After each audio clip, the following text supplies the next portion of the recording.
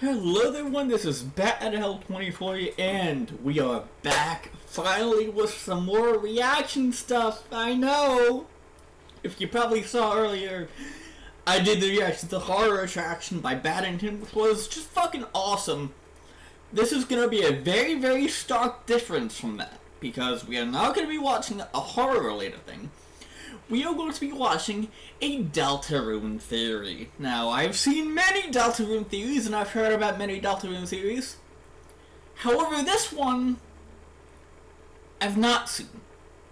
This is Deltarune and the Fourth Wall, the Device Theory, Part 1, Survey Program.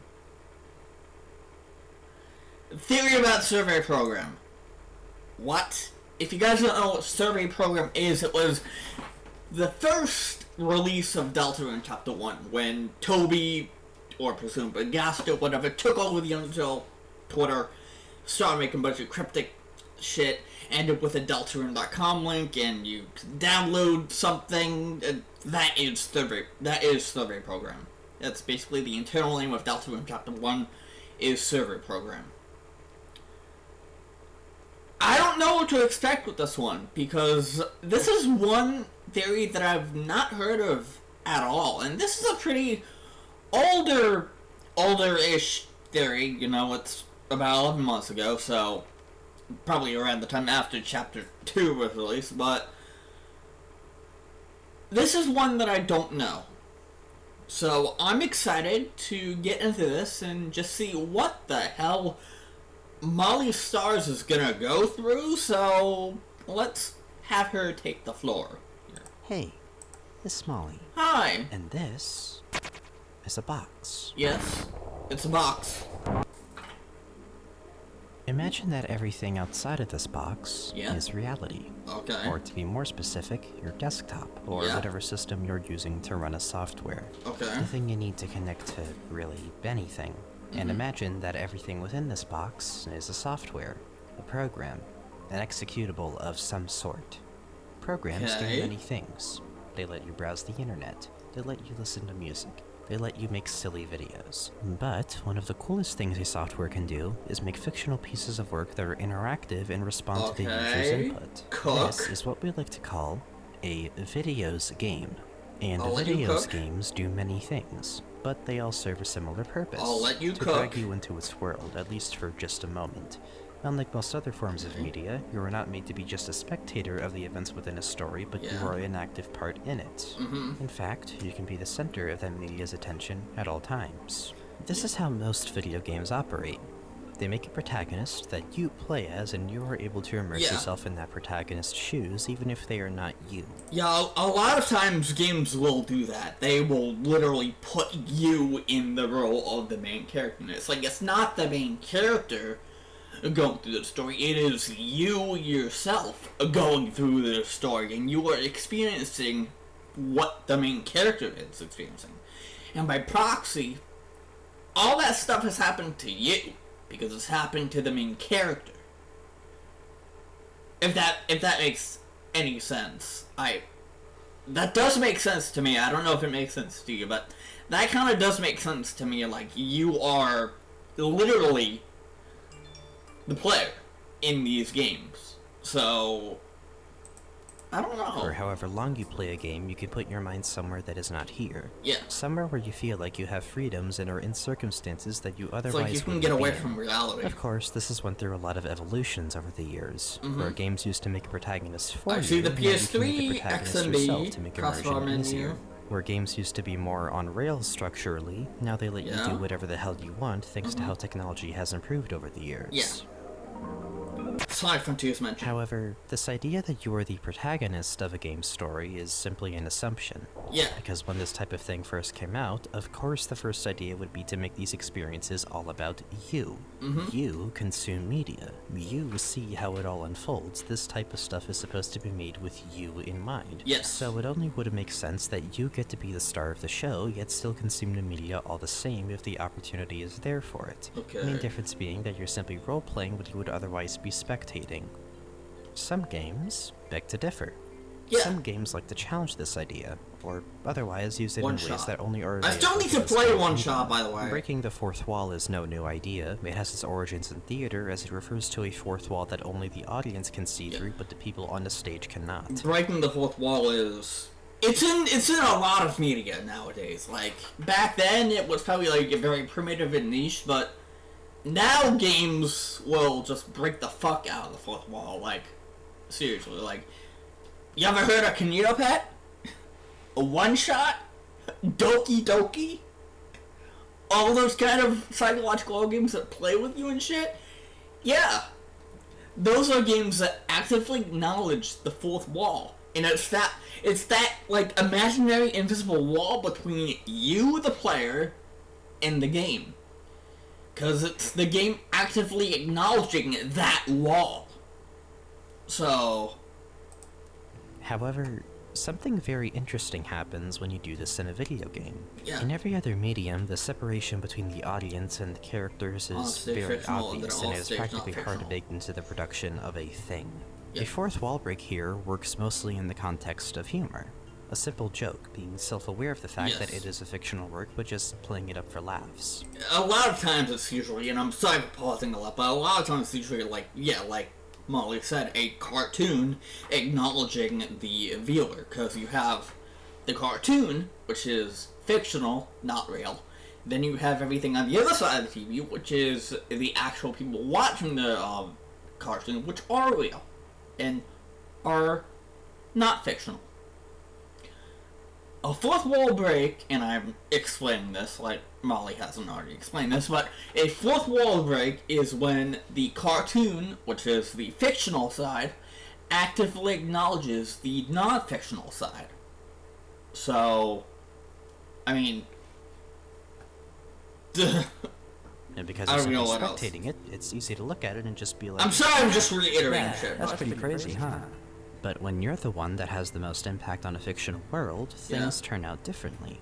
To give you the power over the fate of a work's story and over every single thing that your protagonist does is much different, which goes without saying. Also, I'm sorry for pausing a whole lot. To break the fourth wall here opens so many new opportunities. You can do it to unease the player, to challenge the preconceived notion that the screen between the game and them is unbreakable. I literally talked about Doki Doki. To problems in very unorthodox ways. I'm scared. You can do it to raise the stakes in making them understand that while they believe this game is fictional, the characters in it see that it's real because it is all that they know. You can make the player themselves a character by doing this, not just by giving them a vessel to pretend to be as. Fourth wall breaks kind of implant the player in the game, because it's not, at that point, it's not just the player, like, playing a main character, and the main character is the one that's doing all these things. A fourth wall break will actively make it so that you, the player yourself, are actually, like, involved in the game. And, like, you're not just a player. You're someone that is actually a character in the game itself. And that's why a lot of games like Kinito Pet, One Shot, Doki Doki, stuff like that, they're good, and I still need to play One Shot. I've not played One Shot yet. I promise I will play One Shot soon. I've heard that it's actually really fucking good. I just need to play it. I actually need to play it. Literally just them. You can make them the god of the world that they chose to be a part of, and use that opportunity to forge a relationship between the player and a fictional world that no other medium could even conceive of. Yeah. This is the realization that games like One Shot and Undertale use to the furthest extent. They are able to hold you accountable for what you do in a fictional world, and through careful crafting of the game's characters and story, and weaving game functions into the lore by affecting both your world and the game's world. I mean, genocide is one of those things, and I'm very sorry that I'm pausing a lot, but it's very interesting, because genocide is one of those things where it changes the game based on your actions, and the game is actively telling you that you are a shitty person for killing all these monsters. And as a result, the sections become very, very grindy, and even though that is the point of genocide, like, I know that's the point of genocide. It's like, oh, you know, your actions are consequences. The game's gonna make you suffer for these consequences. Did it really have to do it like that? Like, did the game really have to make it so that encounters take whole minutes to just show up so that you can kill one enemy and then wait, like, more minutes for another enemy? Like, it could have done that much better. Yes, but also, in the aspect of, like, actually affecting your world, is that the game drops a file after you complete a genocide run that alters every single gameplay after that. That's why you get stuff like Soulless Pacifists, because the game actively knows that you've killed people, and that's it. It is able to make you care about something in a way that not even other video games can do. I don't even know what you call this. And I'm sorry for it's pausing something a lot, special, and something that I've grown utterly I'm gonna fascinated minimize the with ever pausing since I down got now. into these games. Oh, ooh.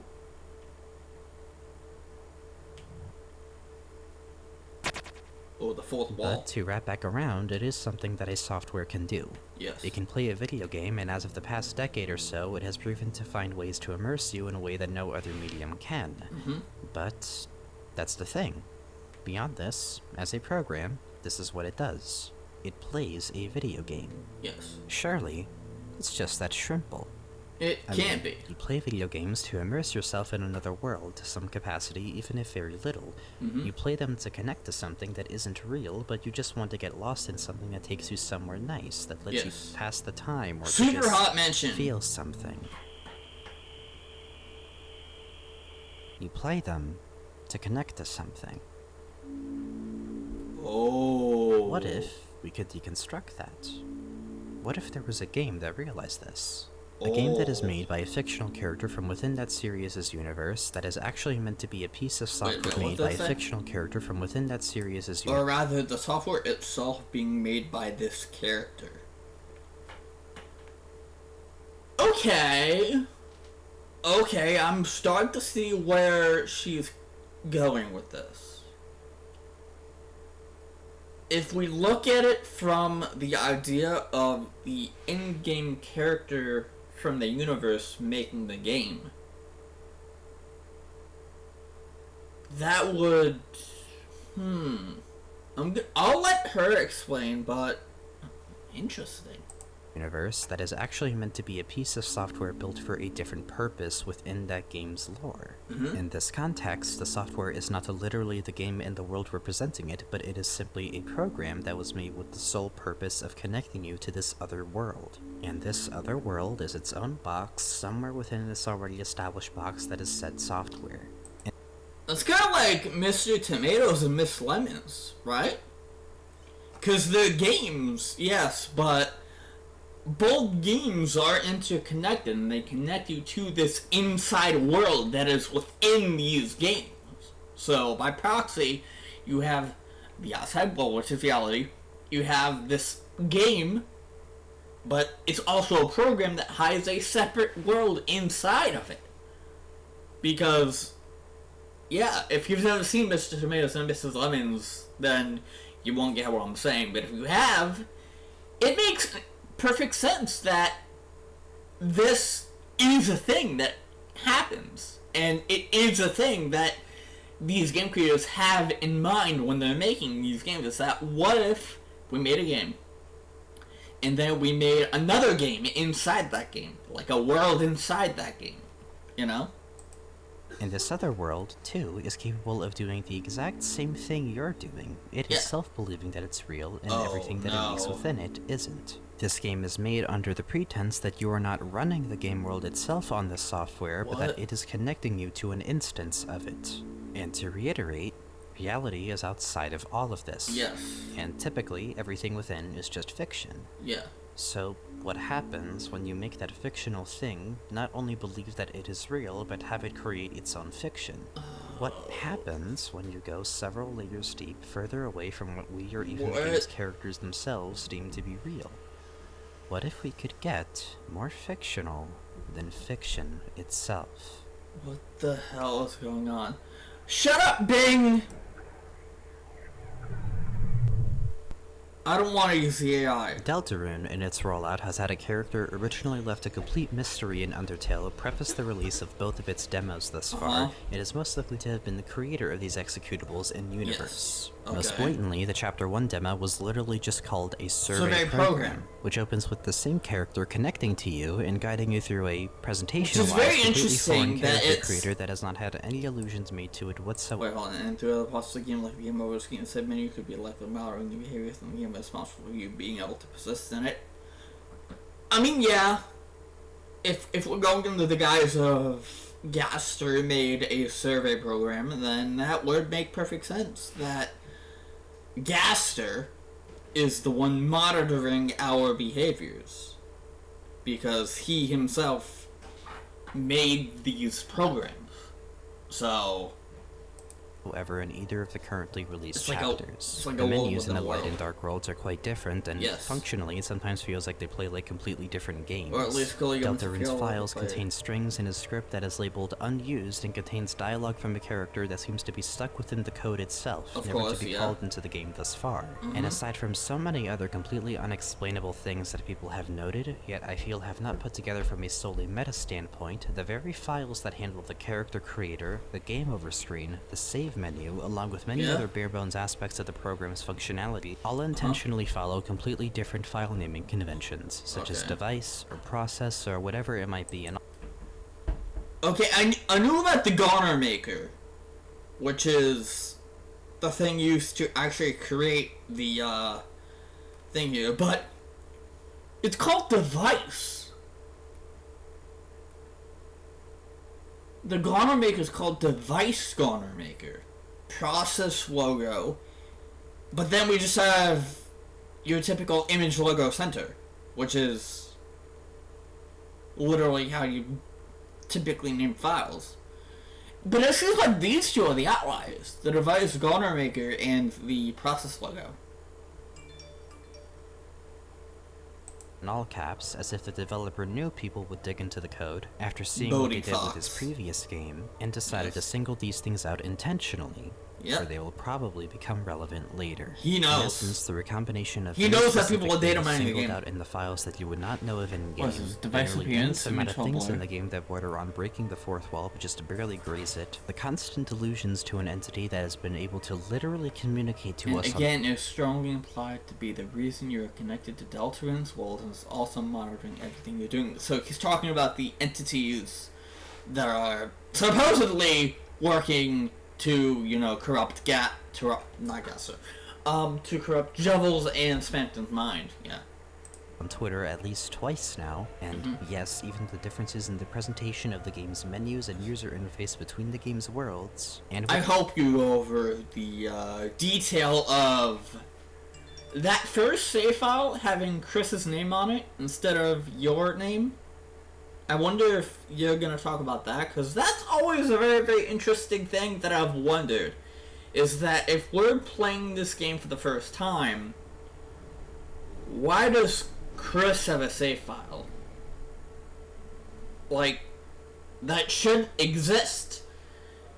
The save file shouldn't exist because we have not played it.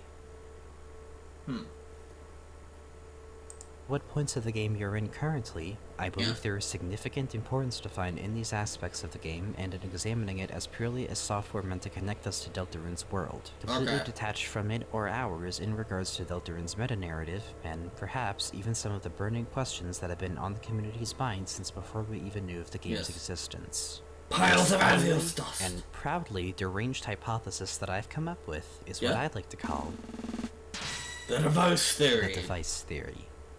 And you might be wondering, Molly, how the fuck did we get here? Well, as I have shown you, there's a lot that drove me to this conclusion. And I want to spend this, not video, but series going over not only why I would even consider something like this, examining all of the more meta aspects of Deltarune that I feel are worth noting, but also going over why I think it matters for Deltarune's message. Because I'm more concerned with how we can take all of these pieces and put them together. What picture does that paint for Deltarune as a whole? Of course, it's not easy to make a theory this outlandish, this frankly, fucking unhinged, but it's not like this is something that is without any precedent. After seeing how far Undertale was willing to go to get its message across, what exactly is stopping Deltarune from doing something equivalent to it? Perhaps not even an equivalent, but hang on. But rather, what is stopping Deltarune from using its own meme in a similarly ingrained manner? I mean, that is true. There is nothing stopping Deltarune from doing its own similarly styled thing to Undertale. Even though Deltarune and Undertale are two completely separate worlds, like, Toby makes it very, very clear that these two worlds are entirely separate. But, however, they are also kind of connected in a way, which is why Toby said that fans of Undertale will love this one if you've previously played Undertale. It's very, very interesting because they're not connected at all, but at the same time, it's like there are Easter eggs that call back to Undertale. So, you know. Especially considering that Deltarune was the first idea that Toby came up with before Undertale. 2013. If nothing else, if I'm dead wrong, I hope at least that this series will serve as a decent compilation of how I believe Toby plays with the fourth wall and the game-to-player relationship in his work, because it's something that I've always been fascinated by, and I want to make something to show my love for it. And I'm happy to even just make something to compile all these findings that are otherwise, I think, a bit all over the place, and perhaps not so— A lot of the stuff that's been covered, I mentioned by other people, of course, mostly been talking about them as secrets, or when talking about different theories and lore. But I think the sheer abundance of it that I've noticed warrants making something that can put it all into something that should hopefully be easier to refer back to while waiting for chapters 3 to 5. I mean, that's also why I'm doing this, because it's like, yeah, this is just a theory, but I do at least want this knowledge for chapters 3 to 5, because, let's be honest, we can refer back to this if something happens in those chapters and we're like, oh yeah, this is what Molly talked about, or this is what, you know, someone talked about, you know? so common knowledge to a portion of its players. In a way, this series pretty much just serves a dual purpose. It's 50% compiling information about a very specific part of Deltarune's design that I've been taken aback by for a while. Me summoning the unnamed Deltarune Denmeister theorist to tell me why one of the flags on the honor maker is saved on a completely different index compared to its other flags. Ah, yes, this must be intentional by Toby. And the Surely. other 50% is the completely Me then explain why it's actually very, very peculiar how the soul uses the same animation when it exits Chris during battles. This is this one stripped up by Chris, and that it may actually strengthen the device here. I promise I'm not always silly. theory that I've had in my head to try to justify said information that I've Hi, compiled. Omori. So, if it seems like I'm treading What does it say? to try to justify said information that I've compiled. Also, for giving folks willing to share posts on this part, I've been working on this first 10 minutes of this video for the past, 3 days. Most of the creative by shit went after 5 minutes. You're just gonna have to deal with it. I don't make up the rules. I mean, that's fine. So, if it seems like I'm treading a lot of familiar ground for a chunk of it, then I guess that's kind of the point. Having it all in one thing is something that I think would be nice to do while we're still many chapters short of the full experience. Yeah. Originally, this was even going to be just one video, but as I have come to learn going deeper into the rabbit hole of Deltarune crackpot chaos, there is no way in hell you are going to make me export a 5-hour-long video. 5 hours. Yes, there is that much content in this. So that's why I'm referring to this as a series. Yeah. 3-part series, more specifically. Ooh, 3 parts. The first part will be laying some groundwork for the device theory by examining Undertale for a bit, and then discussing everything notable that I found in the 2018... Discussing how Undertale's meta-narrative worked, and then going to my findings in the 2018 demo, or to be more specific, I'll still be using the 2021 demo from my footage. But this part is mainly going to go to Chapter 1 and survey program's rollout, as Chapter 1 stays mostly unchanged between demos as far as I know. I mean, it's pretty much unchanged, yeah. Survey program demo of Deltarune. Part 2 will be going over the 2021 demo with Chapters 1 and 2 in it, as well as the spam and sweepstakes that happened a year after. And Part 3 will be the device theory, in its full glory as I attempt to make sense of all of my findings and paint the most comprehensive picture that I can paint for Deltarune with them. Needless to say, this is a long one, even by my standards, so to not waste any more time, get comfy, and I hope you enjoy my rambling over the fun video game. And obviously, this series will be spoiling pretty much all of Deltarune and a lot of Undertale as well, so I recommend that you play those and get yourself familiarized. If you have not played these two games, I highly suggest you play them. They are fantastic, amazing, amazeballs games. And, yeah. Also, I hope you guys are ready for this, because this is going to be like a longer reaction that I've done that is not like horror or something like that. With them if you haven't already. Either way though, to start off, let me take it back to 2015 to briefly examine how the game before it handled the fourth wall. That is to say, the complete lack thereof. Ooh. You like the fourth wall? Section 1, Undertale.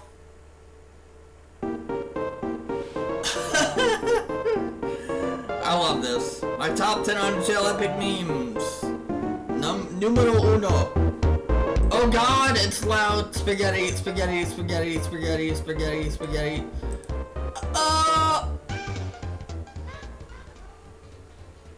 Okay, we're back.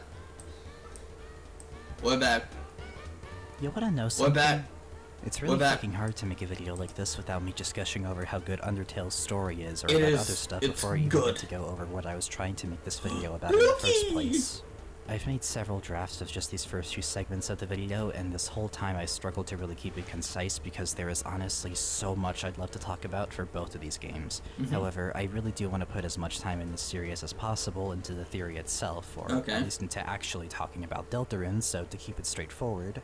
A lot of this is pretty much information that's aged 7 years, and I'm assuming you already know most, if not all of it, so I don't want to go into an insane amount of detail about it. However, Undertale does set a lot of precedent and gives a bit of insight into how I believe Toby approaches storytelling in video games as a medium. That, and some of the information within Undertale gives a bit of context for Deltarune, and more particularly its initial rollout. And after playing through the game to get footage and overanalyzing the fuck out of it, taking note of every use of fourth wall breaking or otherwise making reality part of the story itself, I managed to put together a short but comprehensive list of what I believe makes this game click, and what Toby did exactly to make this game's message as effective as possible.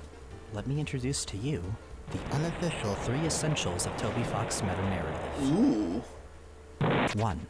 Some game mechanics in Toby's work have to be diegetic, and to quickly explain, that just means that some in other words, some things are usually just features that have to play an actual in-universe role in regards to the game's story/lore. Okay. Mechanics have to be hard-baked into the game's story rather than simply a feature for the player to use without consequence or impact on the story. So it's mechanics that are baked into the lore. Maybe not all of them, but especially mechanics that would be most relevant to the story, and furthermore the message of the game, must have a purpose not only to the player but to the characters within. In Undertale, this is your save slot and loading and resetting. This is stuff like the game window name changing and being able to move or close itself automatically, or the concept of fading emotional investment, or debatably even the narrator. This is why This is why I would pull up the image of the Char narrative theory, but I believe the person behind that theory deactivated the blog for, I imagine, a few reasons out of respect. I won't do so here, just in case. If you're curious about that, then I don't know, look for it yourself. There's probably an archive somewhere or other posts talking about it, as it is a very popular theory.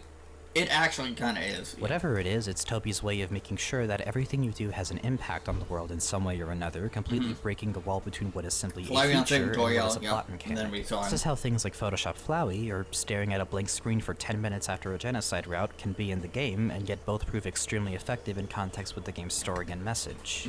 2. The player and the protagonist are made clearly distinct and are their own characters in universe. They are not one and the same. Tell that to the Undertale fans, because they can't read. In Undertale's case, this takes the form of making a clear divide between you, Frisk, and Kara. It's very clear, No matter what route you do, you end up learning through some means, especially in true pacifist or genocide, that you are your own character that is separate from Frisk and or Kara. While Frisk may be easy for you to project yourself onto, they are still revealed to have their own name after fighting Asriel, and even if Kara is the one you give a name to, despite their potential role as a vehicle for the game's message, they are still revealed to be their own person, with their own flaws and their own unique behaviors not inherently decided by you. In doing this, the game is able to more effectively carry out the game's message by making sure that you still feel the impact of the things that happen in the game, and that you can't use the protagonist as cover for it. Hell, depending on what you do, they might even try to hold you accountable.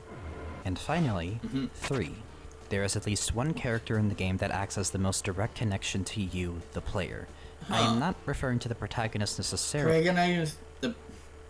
the protagonists do technically count here, but referring specifically to other major characters aside from that. But rather a character that can act as a vehicle, a living testament to what this game is trying to tell you, someone who is almost just as much outside the bounds of it as you are. In Undertale, this is in the form of Flowey and perhaps even Kara. They are both able to keep a constant eye on your actions, and Flowey especially will not hesitate to drop in and say his piece on what route you chose, how you manipulated the save feature to undo a mistake you made, or even give you advice on how to get a better ending. Adding on the fact that he is this game's assumption of who you will become should you exhaust this game of everything it has to offer, and it's reasonable to say he is about the most direct connection this game has to you.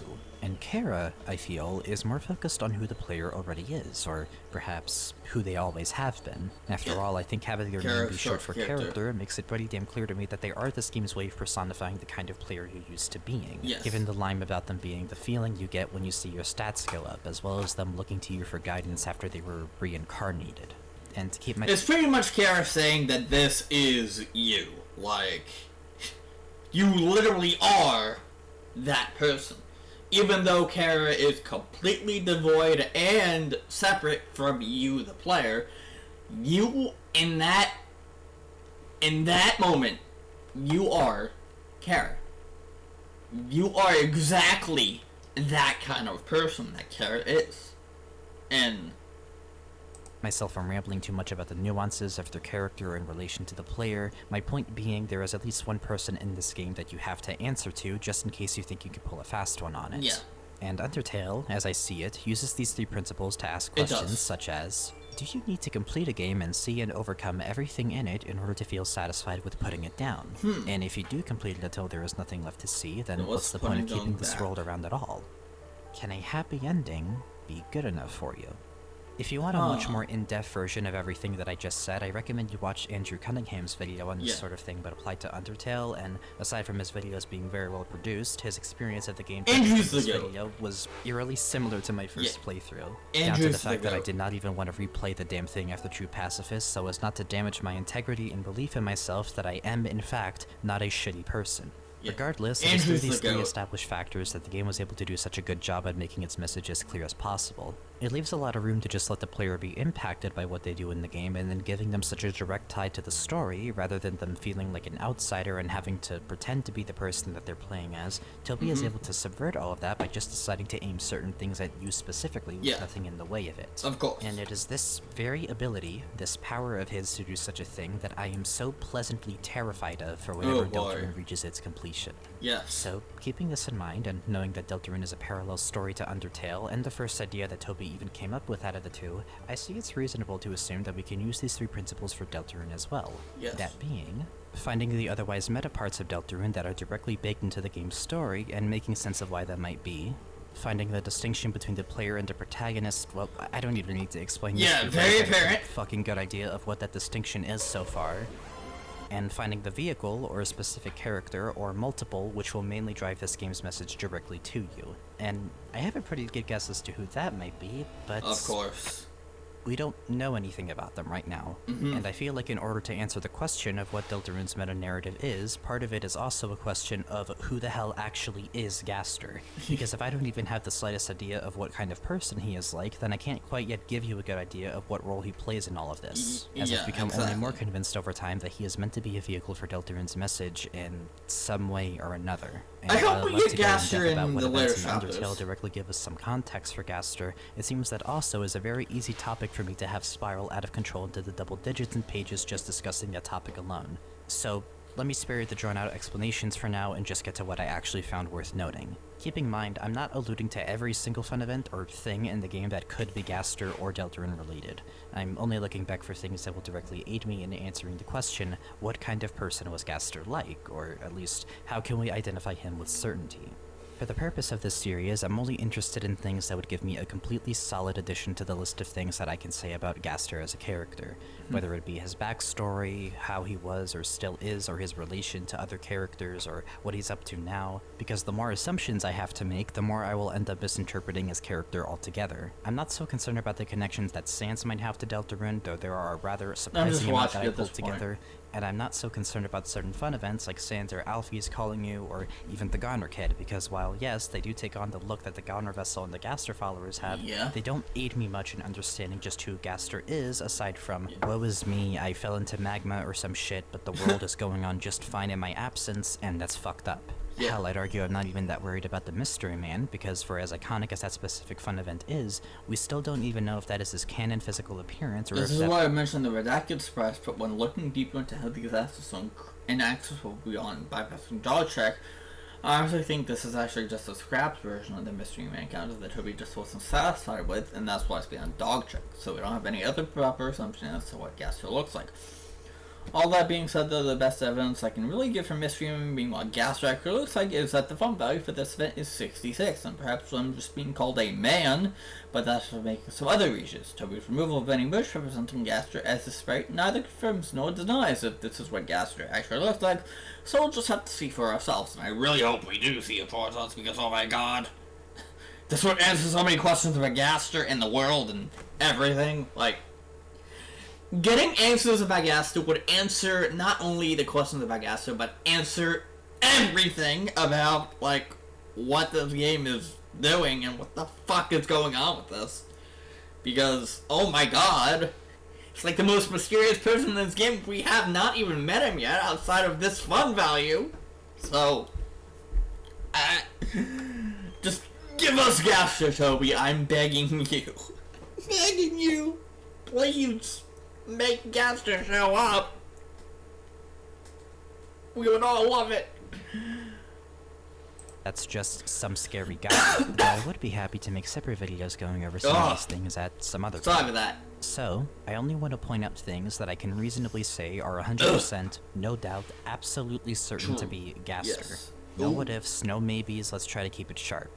I know I'm asking a lot, but I'm really trying here. So with that established, here's the most brief and least assumption-heavy summary I have of what we learned about the funny Wingding Man in Undertale. Funny Wing Gaster, the real... Dr. W.D. Gaster, the W.D. most likely standing for Wingdings, was Asgore's former royal scientist before Alphys, implied to have been a part of the picture very long before the events of the game. His main notable achievement was being the one behind the core's creation. We can't really gauge too much about his personality just from what Undertale tells us, but he's said to have been a brilliant mind and to have taken his time with his experiments compared to Alphys supposedly working faster, as one of his followers puts it. And aside from that, his dialogue in Entry 17 certainly suggests that his curiosity brings him very far in his endeavors, and he is shown to be very dedicated and passionate for the things he discovers along the way.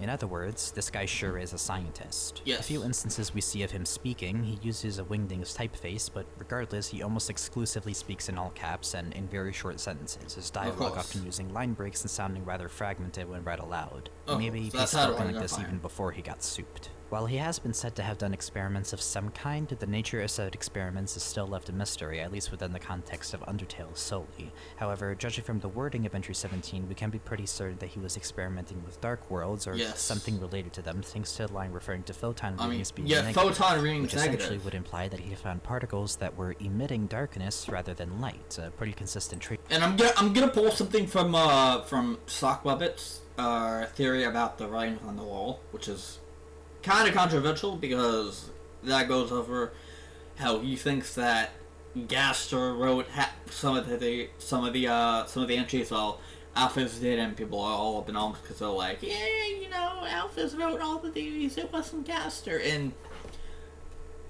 I mean, you can make your own assumption. I don't really care, but I'm just gonna pull something from his theory, in that the text on Entry 17 is shaking, which is a sign that a monster is very close to death. And we've seen that in the game. We've seen text shaking when a monster is very, very close to death. So, Gaster could probably be, I don't know, making Entry 17 on his deathbed, which has very, very weird implications about what his next experiment was going to be if he wasn't going to be there to do it.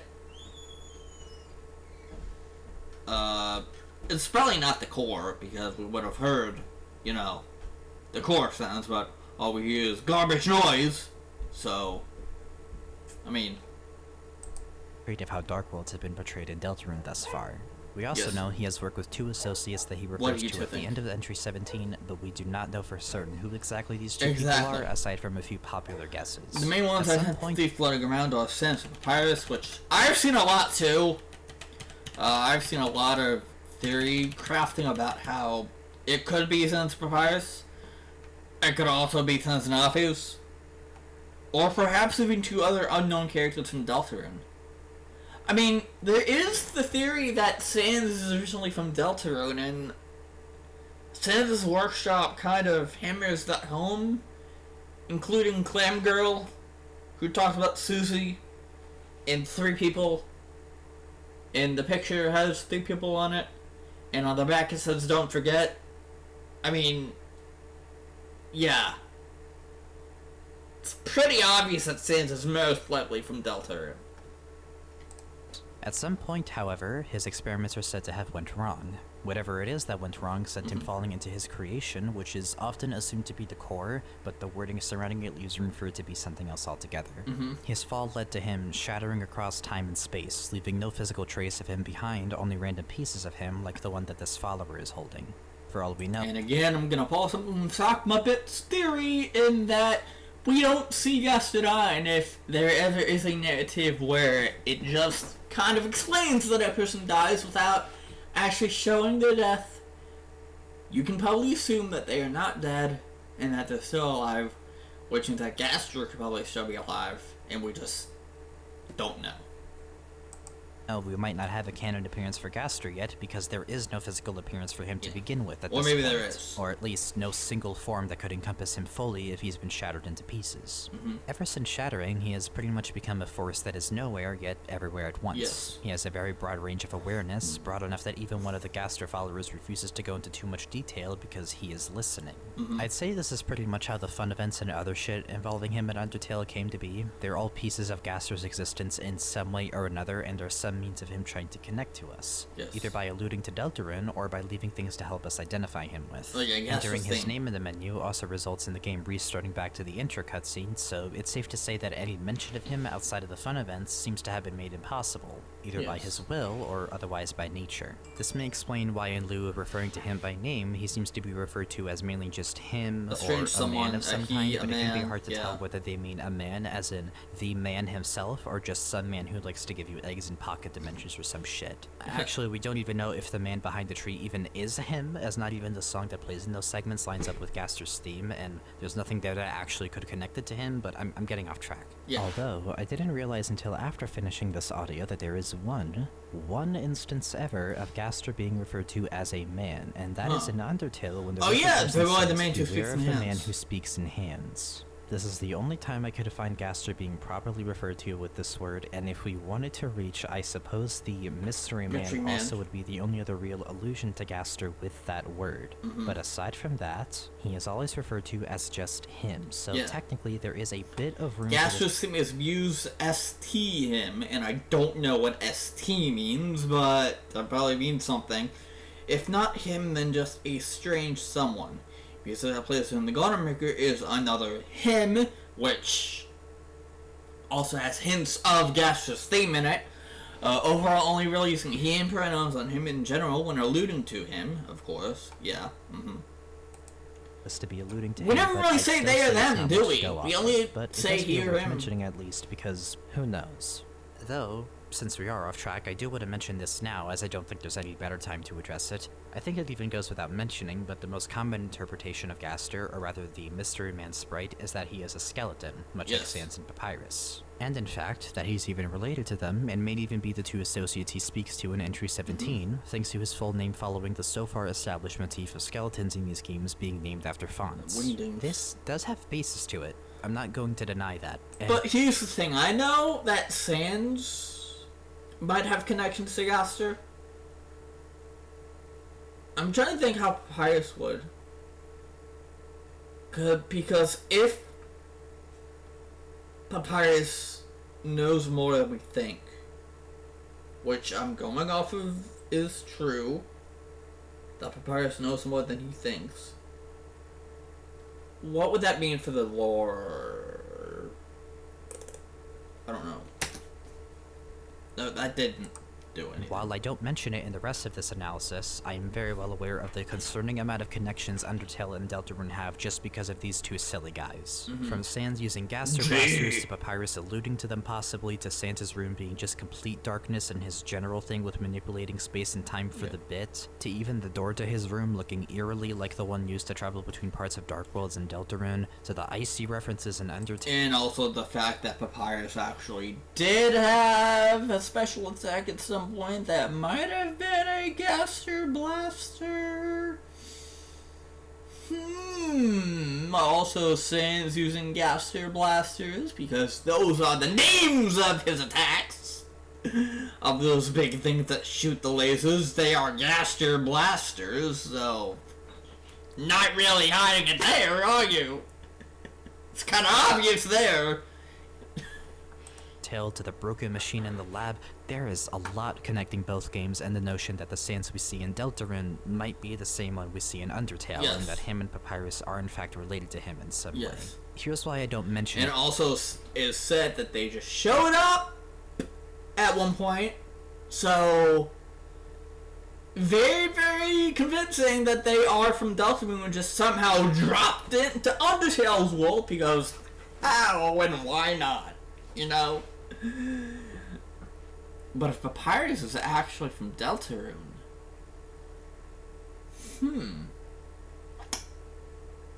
are we going to see Papyrus at any point in Deltarune is the question.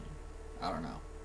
Though after this point, I have no idea how the fuck Sans and Papyrus fit into Deltarune at the moment. We have so little on what happens with either of them with what we have with Deltarune thus far, from Sans seeming weirdly uninvolved with the story currently, and Papyrus being completely absent from the game as far as we know, save for some vague allusions to him, that to say really anything about how they relate to Gaster, and by extension Deltarune's meta-narrative, would require me to make some wild reaches and pretty much fanfiction on how they could be connected to him and how well they even know of each other. Not to say it's on already fanfiction in their own right, but you get what I mean. There's way too many gaps in this regard for me to make a confident timeline or idea of what their relationship to Gaster could have been like. And I love Crazy Ass series, speaking strictly from what is the most objective profile we have of Gaster, I'm being very picky for a reason here. Yeah, obviously. At most, we know that there's something connecting them, and they've probably talked to each other at some point, and maybe we'll see more about that in future chapters, but neither Sans nor Papyrus really have done or said anything so. We can at least say with general confidence, and specifically saying Gaster have met at some point, and him being one of Gaster's associates is possible. And when did they meet? Were they on good terms with each other? What was the broken machine even for? Did Gaster make the blueprints for it? After all, what was the collective goal that they were trying to achieve? I just don't think we have quite enough yet to truly piece everything together in that regard. Not yet, at least. I mean, we'll probably get more, like, lore-related stuff in the later chapters. I hope, at least, you know, because we love our lore. We gamers love our lore. So far to make me feel certain of any possibility. That, and even with what we do have, the most it tells me is that Gaster was also a skeleton. This interpretation, all we get in terms of learning our Gaster as a character is that he's a skeleton, and using his references, that he might have been a silly jokester, but those are reaching deeper into the realm of assumptions, which is going to make the waters a little muddy, and with how many directions Deltarune can go at the moment, it's probably not worth betting everything on personally. I mean, yeah. Probably. The story's kind of out in the open That's about right it, now. And it doesn't tell me much more about his character. So, it could go anywhere. So, really, my answer to that is, let's wait and see if chapters 3 through 5 give us more stuff to connect them with. Ideally, some actual acknowledgement of him by Sans. Also, I should tell you this now. No matter what happens, I intend to do a Deltarune marathon on my Twitch, where I play through chapters 1 through 5, a pacifist, quote unquote, like trying to find all the ways to like spare and recruit the enemies, you know, and then we'll go back and do a full Snowgrave, because and also with the true pacifist run, I will be doing all post-game content in every single chapter. It's going to take a while, but I want to exhaust as much of this game as I can so that we have all of the story beats and all of the bits for when we go to future chapters. Like, I want to have all of the chapter 1 stuff in mind, so when we go to chapter 2, we can refer back to that, and then all of the chapter 2 stuff, so that when we go to the later chapters, we can refer back to the earlier chapters, and yeah. Papyrus. Honestly, I could make a whole separate video on this if y'all want, because just this aspect of him and the implications that it might have could be very profound in their own right if I make something that isn't just focusing on the meta-narrative side of things. Okay. There's a lot to talk about there. But to get back on topic, the main things we have that we can identify Gaster with are his manner of speaking, Yes. which no other known character has come very close to using, as well as his use of wingdings. He is also heavily associated with the number 6 for some reason, and particular phrases such as dark, darker, yet darker, and very, very interesting are pretty dead giveaways that he is either the speaker or that he is related to another character in some way, if such phrases are spoken by said characters. As for any audio motifs, we have Gaster's theme, otherwise known as music soundtest him.ogg from the sound test room. That's a very simple leitmotif that can be heard in plenty of other songs in Undertale and Deltarune. However, and probably by design, aside from some specific examples, it can be hard to tell where it is intentional and where it is not due to how easy it is to hear. Andrew Cunningham has a good video on that. Anywhere, really. Aside from that, we have a second, more specific sound called... Andrew Cunningham has a very good video on highlighting all of the things of, in Deltarune's music, not Undertale's music, but Deltarune's music. So if you want a good watch on, you know, what is and what isn't a Gaster reference, go watch that video, because that is a very, very solid video. Smiled.ogg, the audio that plays during entry 17. The usage of this sound or any reference to it is a clear indicator of his presence in any situation.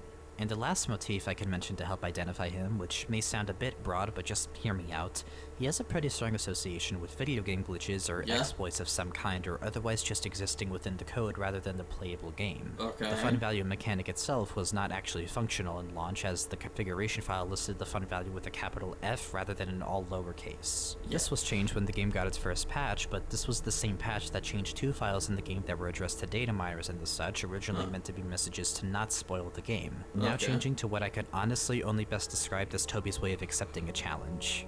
Furthermore, the only way things like Entry 17 or the redacted assets could be accessed was through data mining, room warping, or otherwise hacking the game, which in some cases... You have to go into your save data flash and change the number ID from what room you were in. This is at least access Entry 17. A few other secret unused rooms. You also need to disable dog check for some of these rooms, because some of these rooms are dog checked. So required you to do some coding gymnastics to bypass this game's security measures in the form of the sleeping Toby. So, in short, a lot of... What? ...takes to bypass this game's security measures in the form of a sleeping Toby. I mixed up the UC dog check for the DL one. Toby's just shuffling a bit in UC's dog check. He is not EP here, so that my discrepancy. So, in short, a lot of the info that we even have about him is thanks to an aspect of Undertale that the game initially warned against resorting to.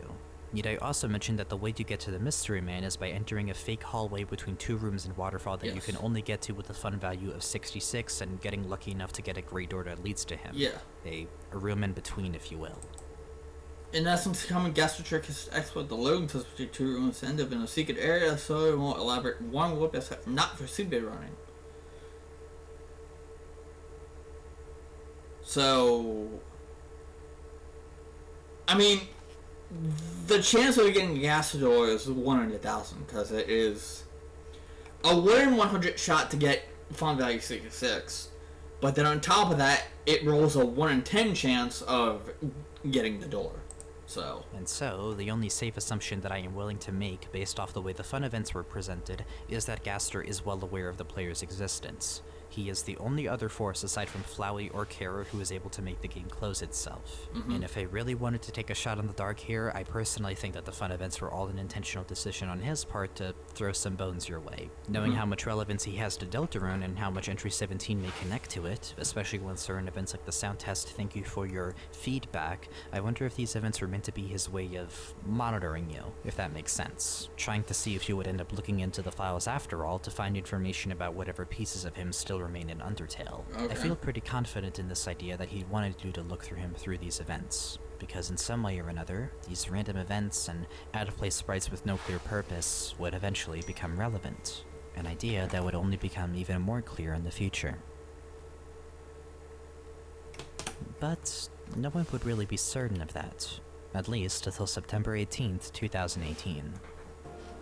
When Deltarune Chapter Undertale 1 releases for the Switch. Oh, it is yeah, the second Switch console port of release. Undertale, and aside from a fucking awesome boss fight with Mad Mew Mew, there isn't really much in the way of new content. However, little did we know how much this version of the game was trying to prepare people for what was to come soon. Once the original game on PC got one of its first patches years ago, when loading the judgment sequence repeatedly to prove that you're a time traveler to Sans, he eventually gives you a key to his room. Yes! The room is at first completely dark, no walls, the key, floor, or the anything Sans' to be seen, workshop. at least until you realize you've been pranked across time and space and that it was all just a gag. Surely. However, you're able to get another key in this room that takes you to his workshop behind the house. And here is an obscured machine that appears to be broken. On the table are blueprints, and it's hard to tell if they're written. Give us more about the machine, Toby. Tell us why this machine has been inoperable and that no one can fix it.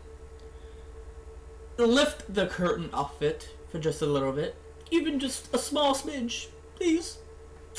A small crumb of machine so that we can see what the fuck is going on. I'm sorry. I'm sorry. I'm sorry. I don't know what got over me. I would like to apologize for my, oh my god, my eye! Fuck! Something on my eye, goddamn. My body didn't like that. My body was like, no, you've been too loud, you've been too mean, eye troubles, go. Fucking. I would like to apologize for my, outburst there. It was not right of me to outburst at Toby Fox, the main developer and creator of Undertale and DELTARUNE, but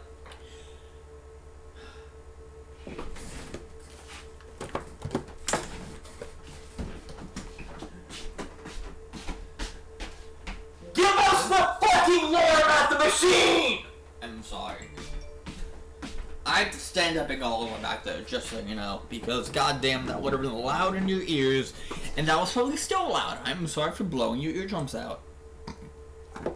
But, goddamn, give us just something, please. Like, one thing. A crumb of lore, your highness. Wait. Your majesty? My game dev! Please! My fucking game dev. Come on.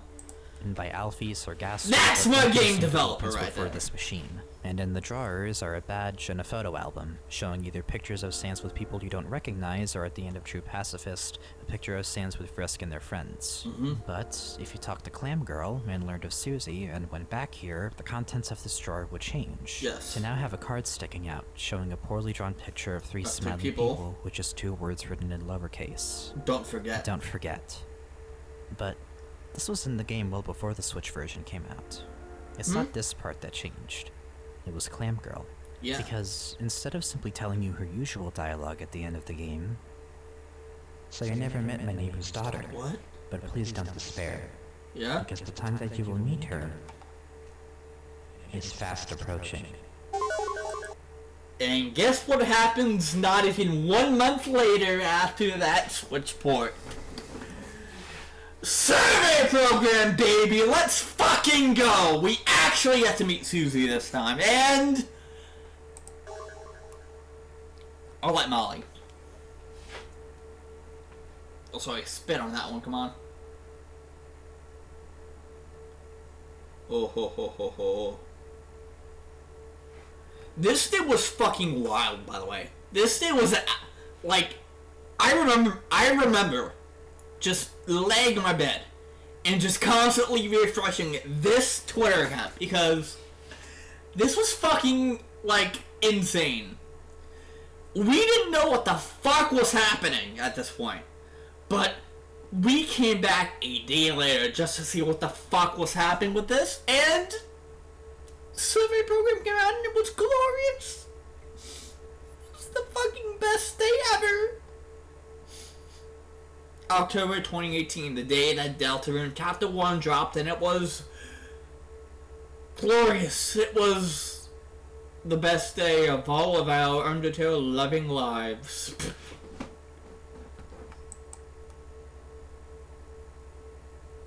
And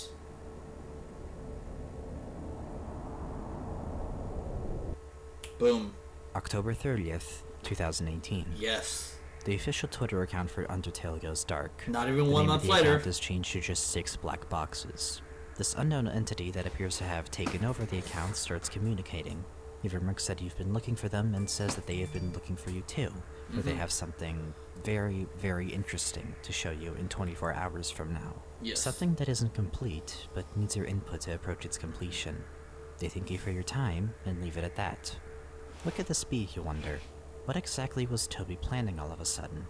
Well, people wouldn't know until Halloween of that year, Yeah. when this entity returned to comment on their excitement to finally strike a connection with you, to create a new future with you, as they put it.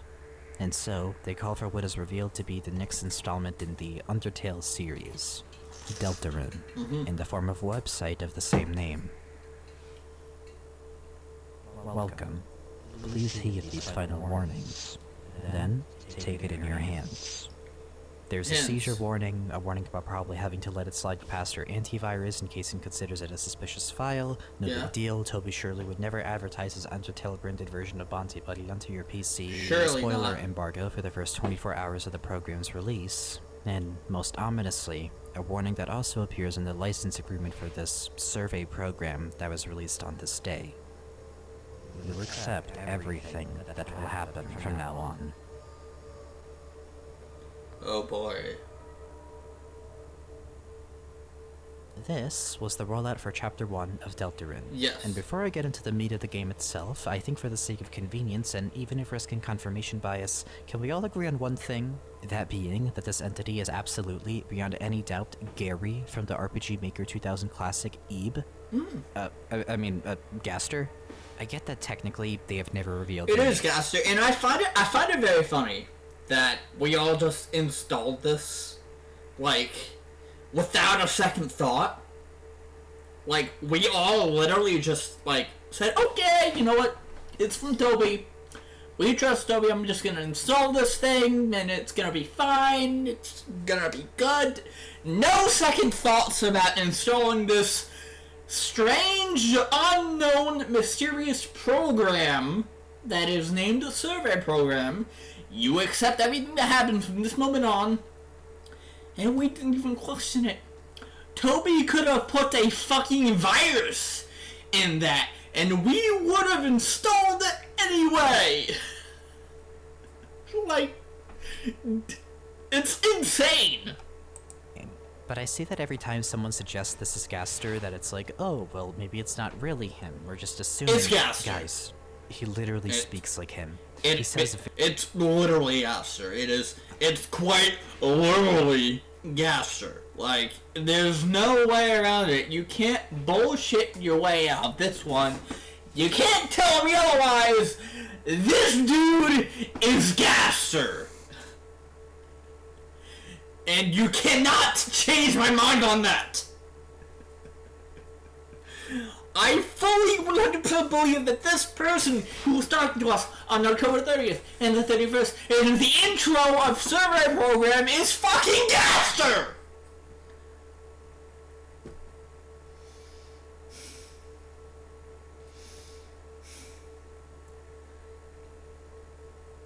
I don't get like this unless it is a theory that blows my mind.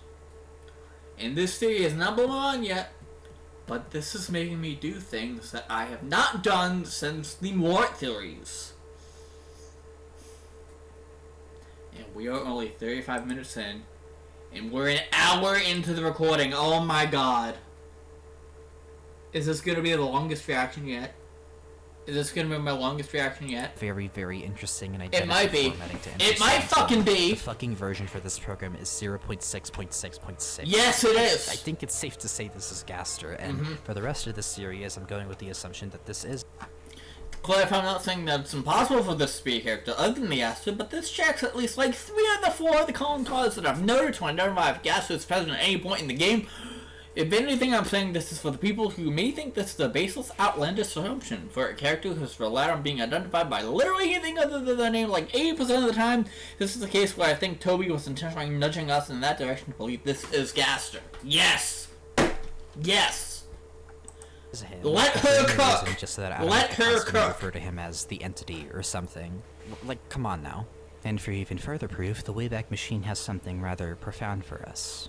Obviously, since Survey Program, the site's been archived a bunch over the years. But there's some outliers, as far back as July 1st, 2016. Yeah. And what we get here is a black screen. At least, it looks Brighten like it. one. There's an image on this page Brighten that can be brightened up to reveal Wingding's text. 3 heroes appeared to banish the angel's heaven. This image is named him.png, Of course. and using the URL that leads to just this image by itself, it shows us an archive of the site from December 9th, 2015. And this version of the image is different, now directly quoting a part of entry 17. Okay. This next experiment seems very, very interesting. Now, I have no way of saying this for certain, because there's like the slightest chance that perhaps somebody could have typed DELTARUNE.com as a joke a few years after Undertale's release and stumbled across the page in 2016 or 2017 that Deltarune was mentioned in the game, but realistically, I don't believe there's any way that somebody... Why was the him.png URL archived before Deltarune was archived? You would think of someone other than Toby archived it, they would archive both links regularly on the same time. That's true. Yeah, why is him.png archived? Like, a full, 3 years before Deltarune came out. And about 6-7 months between. 6 months! We got the him.png URL so early after the game's release, and not thinking to archive the site by itself before archiving this other page. I really can't help but think that Toby or someone related must have archived this themselves, because especially if this page was discovered by some fan, you'd think it would have been discussed or mentioned somewhere. You mentioned this episode 2018 that you're likely to find this people being a shock at how long the site's been just around, so... on the internet before Survey Program, but nothing in all my digging as far as I know. It's just been sitting here, archived in advance. And I think beyond it being a testament to just how far ahead Toby tends to plan when it comes to working on his games, it's very telling that he wanted to make sure people saw these messages in Wingdings, just in case you had any doubt that this wasn't the man himself. But, alright, I've talked long enough about the rollout and everything outside of the game. I wanted to establish it because this is just the first of many, many things regarding Deltarune that I intend to use this segment to cover. Mainly looking for things involving the meta aspects of Survey Program, or just Chapter 1 in particular, or otherwise that I think just simply do not feel like they belong or make any sense outside of a potential meta-narrative standpoint. Yes. And I think just in the first few minutes of this chapter, we get a metric fuck ton of that stuff. We do! This is the part of the series where I'm going to be effectively gathering all the evidence. When I said the good chance that might be coming from real ground, this is pretty much what I meant. You're definitely going to be some things that I think wasn't discussed, but even the stuff that's been talked about death IMO feels worth including in the series regardless if I think it fits with the theme of it and relation to Deltarune's meta-narrative. This is pretty much the bulk of the series, so strap in. Okay, I'm ready. I'm going to be laying absolutely everything out that I think we'll need for Chapter 1 and then Chapter 2, including that part's rollout. I'm ready. I will of course allude to Chapter 2 every now and then in this segment, but only if I feel like it would just be more efficient for talking about everything I need to, so that I'm not bouncing between topics constantly, where it would just be better to talk about both chapters for one topic. So, to start, we have literally the entirety of the Goner Maker segment. Yep. Just look at this shit. What is this? Yeah, it's the entirety. As I mentioned in the beginning of the video, this entire sequence is completely foreign, and while there's so little to get out of it in contrast to literally the rest of the game, just look at this shit. What is this?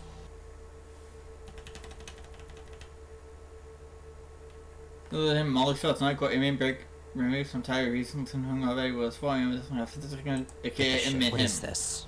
As I mentioned in the beginning of the video, this entire sequence is completely foreign, and while there's so little to get out of it in contrast to literally the rest of the game, I do want to spend as much time as I can going over everything that this part consists of, because it's so little to work with that every detail counts. And I think it being so unlike the rest of the game is very much meant to be getting an idea across meta-narratively speaking.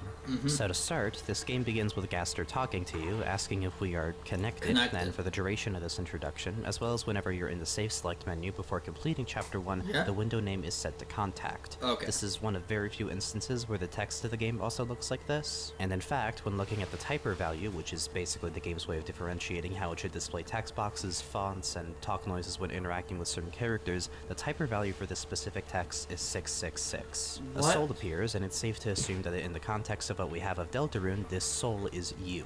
He then brings you to what is called the Goner Maker segment. There is a lot to unpack from just the presentation of this part. The background only ever appears in this introduction and whenever you see a fountain, and in the files the sprite is named Image Dev. Okay. The song that plays here is known as Another Hymn, in all caps, and most blatantly uses Gaster's theme as part of the melody, not to mention the pretty unmistakable allusion to the file name for Gaster's theme being just hymn. The text that Gaster speaks in is also unique to this menu and to the game over sequence, but we'll get to that a bit later. You're given choices regarding the creation of a vessel, which is in the form of the Goner Maker itself. Yet another reason why this is beyond any doubt to be Gaster, because the only other appearances of anything Goner related has been in the fun events, so no shit. The sequence continues with giving you some very funny choices, including asking if your favorite blood type is D or something, and even asking if you are aware of the possibility of pain and seizure, but regardless of how you answer any of these, save for confirming the appearance of the Goner vessel, the sequence continues on to the next part, which is the name selection, first asking for the vessel's name and then your name. And this is another point where a lot of interesting things can happen depending on what you enter. Putting in these following names gives you the response an interesting coincidence if on the vessel, and how interesting when on the creator. Putting in Chris, Susie, or Noel gives you the interesting coincidence response again on the vessel, but on the creator gives you are about to meet someone very wonderful. When the creator and vessel are given the same name, Gaster says, of course, of course, of course they are the same. And finally, there's everything that happens when you try to put the name Gaster into this menu.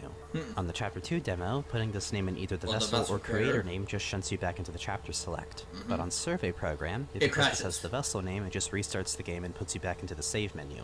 And if you put it in as the creator name, the game just straight up closes itself. Very cool. True! And before I continue on with the video, I'd like to have one little observation that's that editing this part and I've already finished the audio. Text might go pretty quickly here, so I don't want to eat it up, but a lot of times feel free to pause and read if you want to. Okay.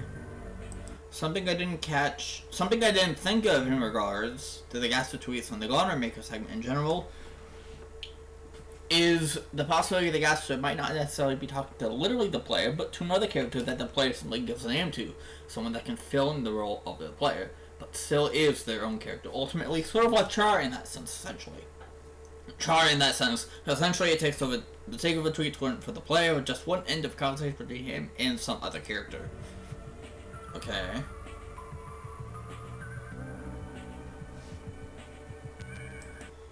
There certainly is some room. There certainly is some room for this to be the case, as even if Gaster did take over the Twitter for both chapters.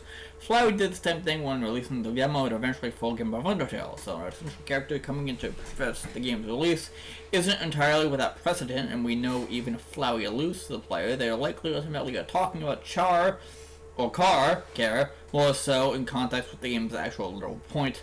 So maybe this isn't meant to be all that meta after all.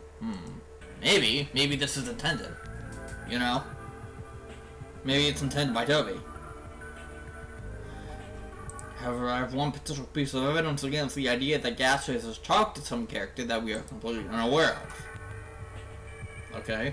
As far as I know, we only are aware that Kara is the canon name of the fallen human thing. The Undertale's name select menu specifying that Kara is the true name. As of this moment, there is no true name in Deltarune, as none of the names you can enter yield a response of that sort. Of course, this is subject to change, but I do kind of doubt it, honestly. Something as important as a true name for the Goner Maker feels odd to just leave out of the demos. Like, why? For mystery's sake? Personally, this doesn't feel like something that would be worth obfuscating, and the game would actually benefit from having the clarification right out the gate if this is what Toby was intending. The game is riddled with mysteries as is.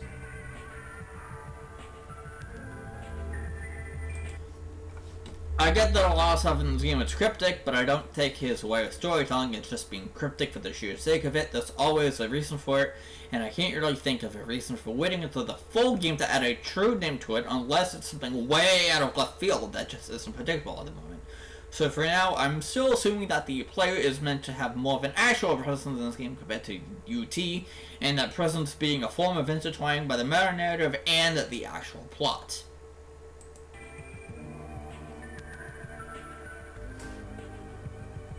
But I guess we'll just have to wait and see. That's all I have to add in regards to that, though. Back to the video.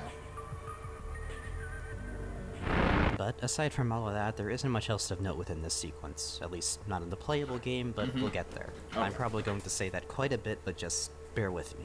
Regardless of what name you end up putting in, the sequence is interrupted by an unknown other speaker. We can assume this is someone else, not just thanks to the manner of speaking, especially in the Japanese translation, where Gaster's peculiar and, as far as I know, very standout use of kanji and katakana is then replaced with kanji and hiragana, but also thanks to the typer value here changing from 666 to 2. At this point as well, the window name is changed to be completely blank before putting you in the shoes of Chris, where the window name changes once again to the beginning. And to make sure I don't mention this too often, the window name tends to change quite a lot when you're playing Chapter 1 but haven't completed it yet. Aside from the names I just mentioned, the window name also goes blank when the closet door closes while Chris and Susie are inside, after sealing the fountain before the lights turn back on, and after you go to bed in Chapter 1. Other instances of the window name changing include the dark while you're in the Chapter 1 dark world, the death when you get a game over, the return when you're back in the light world, DELTARUNE at the dog check screen, and DELTARUNE once you have completed Chapter 1 and reached the logo animation. In fact, I might be wrong, and I wish I got footage of it to be sure, but I think it even changes to DELTARUNE specifically when that robotic voice says it. If so, that's fucking awesome. If not, sorry. It would have been so awesome though, right? It would be so cool. That aside, the only other new changes I can mention are in the Chapter 2 demo. It would be the most incredible superhero movie the world has... a big lack thereof. I don't want the to chapter select just has the window name set to DELTARUNE Chapter 1 and 2, and then to just DELTARUNE Chapter 2 when you're playing, well, Chapter 2. There's nothing else of note in regards to that. The next thing I'd like to go over is the user interface. Yes. It's Undertale. In the Undertale 6th anniversary stream, Toby called attention to the different UIs between the light and dark worlds, mainly in this comment of his. This was upsetting. If you notice, the menu that comes up here when she asks at the end of the scene is the Undertale choice menu. Yes, it is. After you come back from the dark world, it's the dark world menu. I was really trying hard to make it seem like Undertale. To the point where I made 2 different menu systems. It's so subtle no one will really care, but yeah. The beginning of this game is all about the first impressions. Yes. I really wanted people think it was potentially Undertale.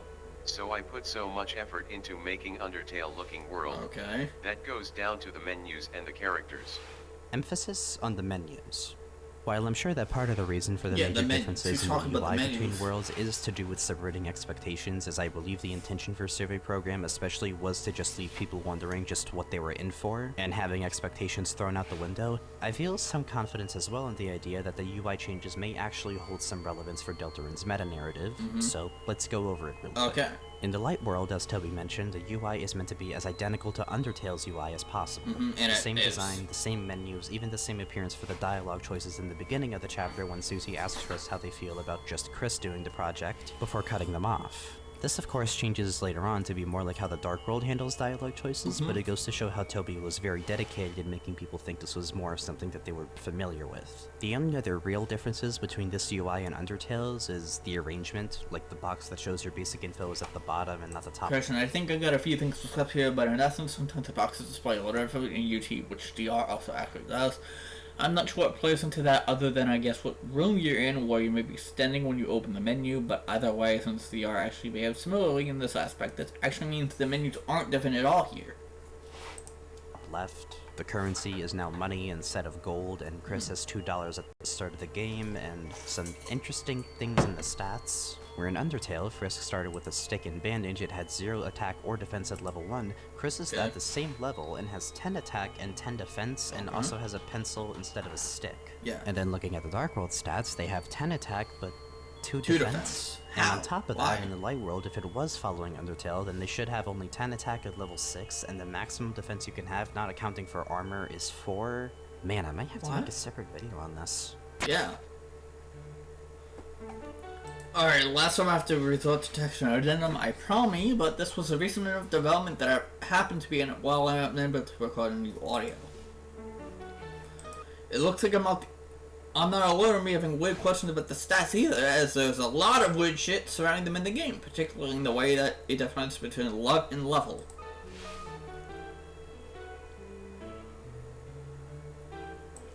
Love is completely static so far, and the level is displayed rather inconsistently, the only somewhat reliable mention of it being when you check your party member's stats in the Dark World. At save points, it only actually displays the chapter you're on, and on the config file, it doesn't seem to change at all. And your level won't seem to change during a chapter after you fill the fountain, like in this screenshot. So, level 3. Or level 2. What? On top of that, since I don't mention it when talked about the Weird Round Part 2, there are also a fuck ton, TM, of flags that more closely track how many times you've frozen enemies, spared enemies, pacifist them, lost them, etc. And it definitely looks like Toby is keeping a closer eye on your individual actions in regards to how you treat other doctors compared to a more straightforward kill with mercy system on Undertale.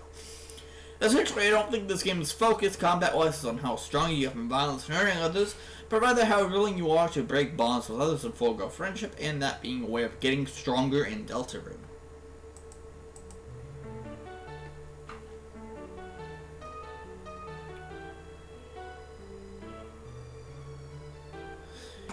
If you want a much more in-depth look at it, since this is also one to the technical side of it and not just from the perspective of the meta-narrative, as I will probably say plenty of times in the series, Half-Bred Chaos has a very good video on this. For the sake of the series, I won't go too in-depth into specifics, but the Weird Round in general is something I'm definitely going to bring up later on in Part 2. Of course, they made a LV is not love in Deltarune. Okay, I may have to watch that on my own time to get a more understanding of what. But that's all from me though in regards to this. It's actually still quite a few additions I ended up making to this general part of the video, but it's all audio from here on. Thanks for watching so far. No problem. I'm loving this so far. But back on topic. The most notable thing is that the name here is specifically Chris rather than the player name. And in fact, it stays like this in the Light World in both chapters. Your name is never brought up in the Light World once. However, I believe this is all I can really say about the Light World's UI for the time being. And also, there is one thing I actually did not know until after initially finishing this audio, which is really baffling. There is a variable that tracks how many characters are in the player's name in the Light World. I want you to sit and think about how fucking weird that might be. The player's name in the Light World has always been Chris. It never changes to our name, and we only play as Chris. And furthermore, there's more code that implies that if the player's name in the Light World is 7 or more characters long, then it should change to just question marks. Once again, thanks to Half-Bred for this, as I probably either never saw this, or I just never stopped to give it some proper thought. The only reason I need to watch that one too. Why is good to the save file in Deltarune? Yeah. You would need this code would be to imply that at some point in the future, our soul is not going to be controlling Chris, but someone else. This could be December, this could be, I don't know, Papyrus, I don't know, just any character whose name is 7 or more letters long. I'm not even sure what to say about this, honestly. This definitely is something I'll have to touch on later. It's interesting, yeah. God damn. The implications of that alone open a lot of possibilities for how things in the Light World could go in the future. Moving on to the Dark World's UI, the whole aesthetic of it is completely different. More finely detailed in the Light World's UI, the presentation being a lot more smooth compared to how abrupt it is in the Light World, more options to pick from, even being the only UI of the two to have configuration options. This also gives a more in-depth look into stats, what items you have, and other things to accommodate for the game, giving you control over up to 3 party members at a time. Overall, where the Light World is more familiar in its presentation, I think the Dark World's UI helps get across the idea that the Dark Worlds are the meat of Deltarune. This is where all the real gameplay happens, and it's where most of your playtime will probably go. But it's the attention to detail in that between worlds the user interface is so drastically different to accommodate for what is pretty much 2 completely separate playstyles. I'll come back to this when I get to my theory proper. Moving on, when Chris first finds themselves in the cliffs, you can already take notice of a few very important things. First, in your items, the only thing Chris has is their cell phone. They could use this in the Light World to call Toriel at first, but here... Garbage noise! Gaster is calling! A very familiar sound plays instead. Smile.ogg. The description of this noise is different between chapters. In the first one, it's just said that it doesn't seem to be working, and in chapter 2, it's specified to just be garbage noise. And the other thing to take note of happens when you first encounter a save point. Interacting with one for the first time shows that the save slot is under Chris's name. Location is left blank, they are at level 1, and the time is at 0 minutes, 0 seconds. When you save, Chris's name is now overridden with your name taking its place, some question marks for the location, and the amount of time you've been playing so far. From here on, in Chapter 1, you are able to interact with these save points and overwrite your current save as such, similarly to how you did it in Undertale. And this leads smoothly into a discussion of another part of the user interface, the save menu. Everyone's seen this screen before. You mainly see it after completing either chapter so far, and the standout thing about this game's approach to saving compared to Undertale is the appearance of 3 save slots rather than just Undertale's 1 slot. Your options are also more varied, being able to change the language, being able to copy and erase save files, and depending on what demo you're playing, either going to the chapter select screen or just quitting the game altogether. What people may also know, but probably not as much, is what happens when you try to access this menu before you have completed Chapter 1. Huh. Oh yeah, it just goes to this, yeah.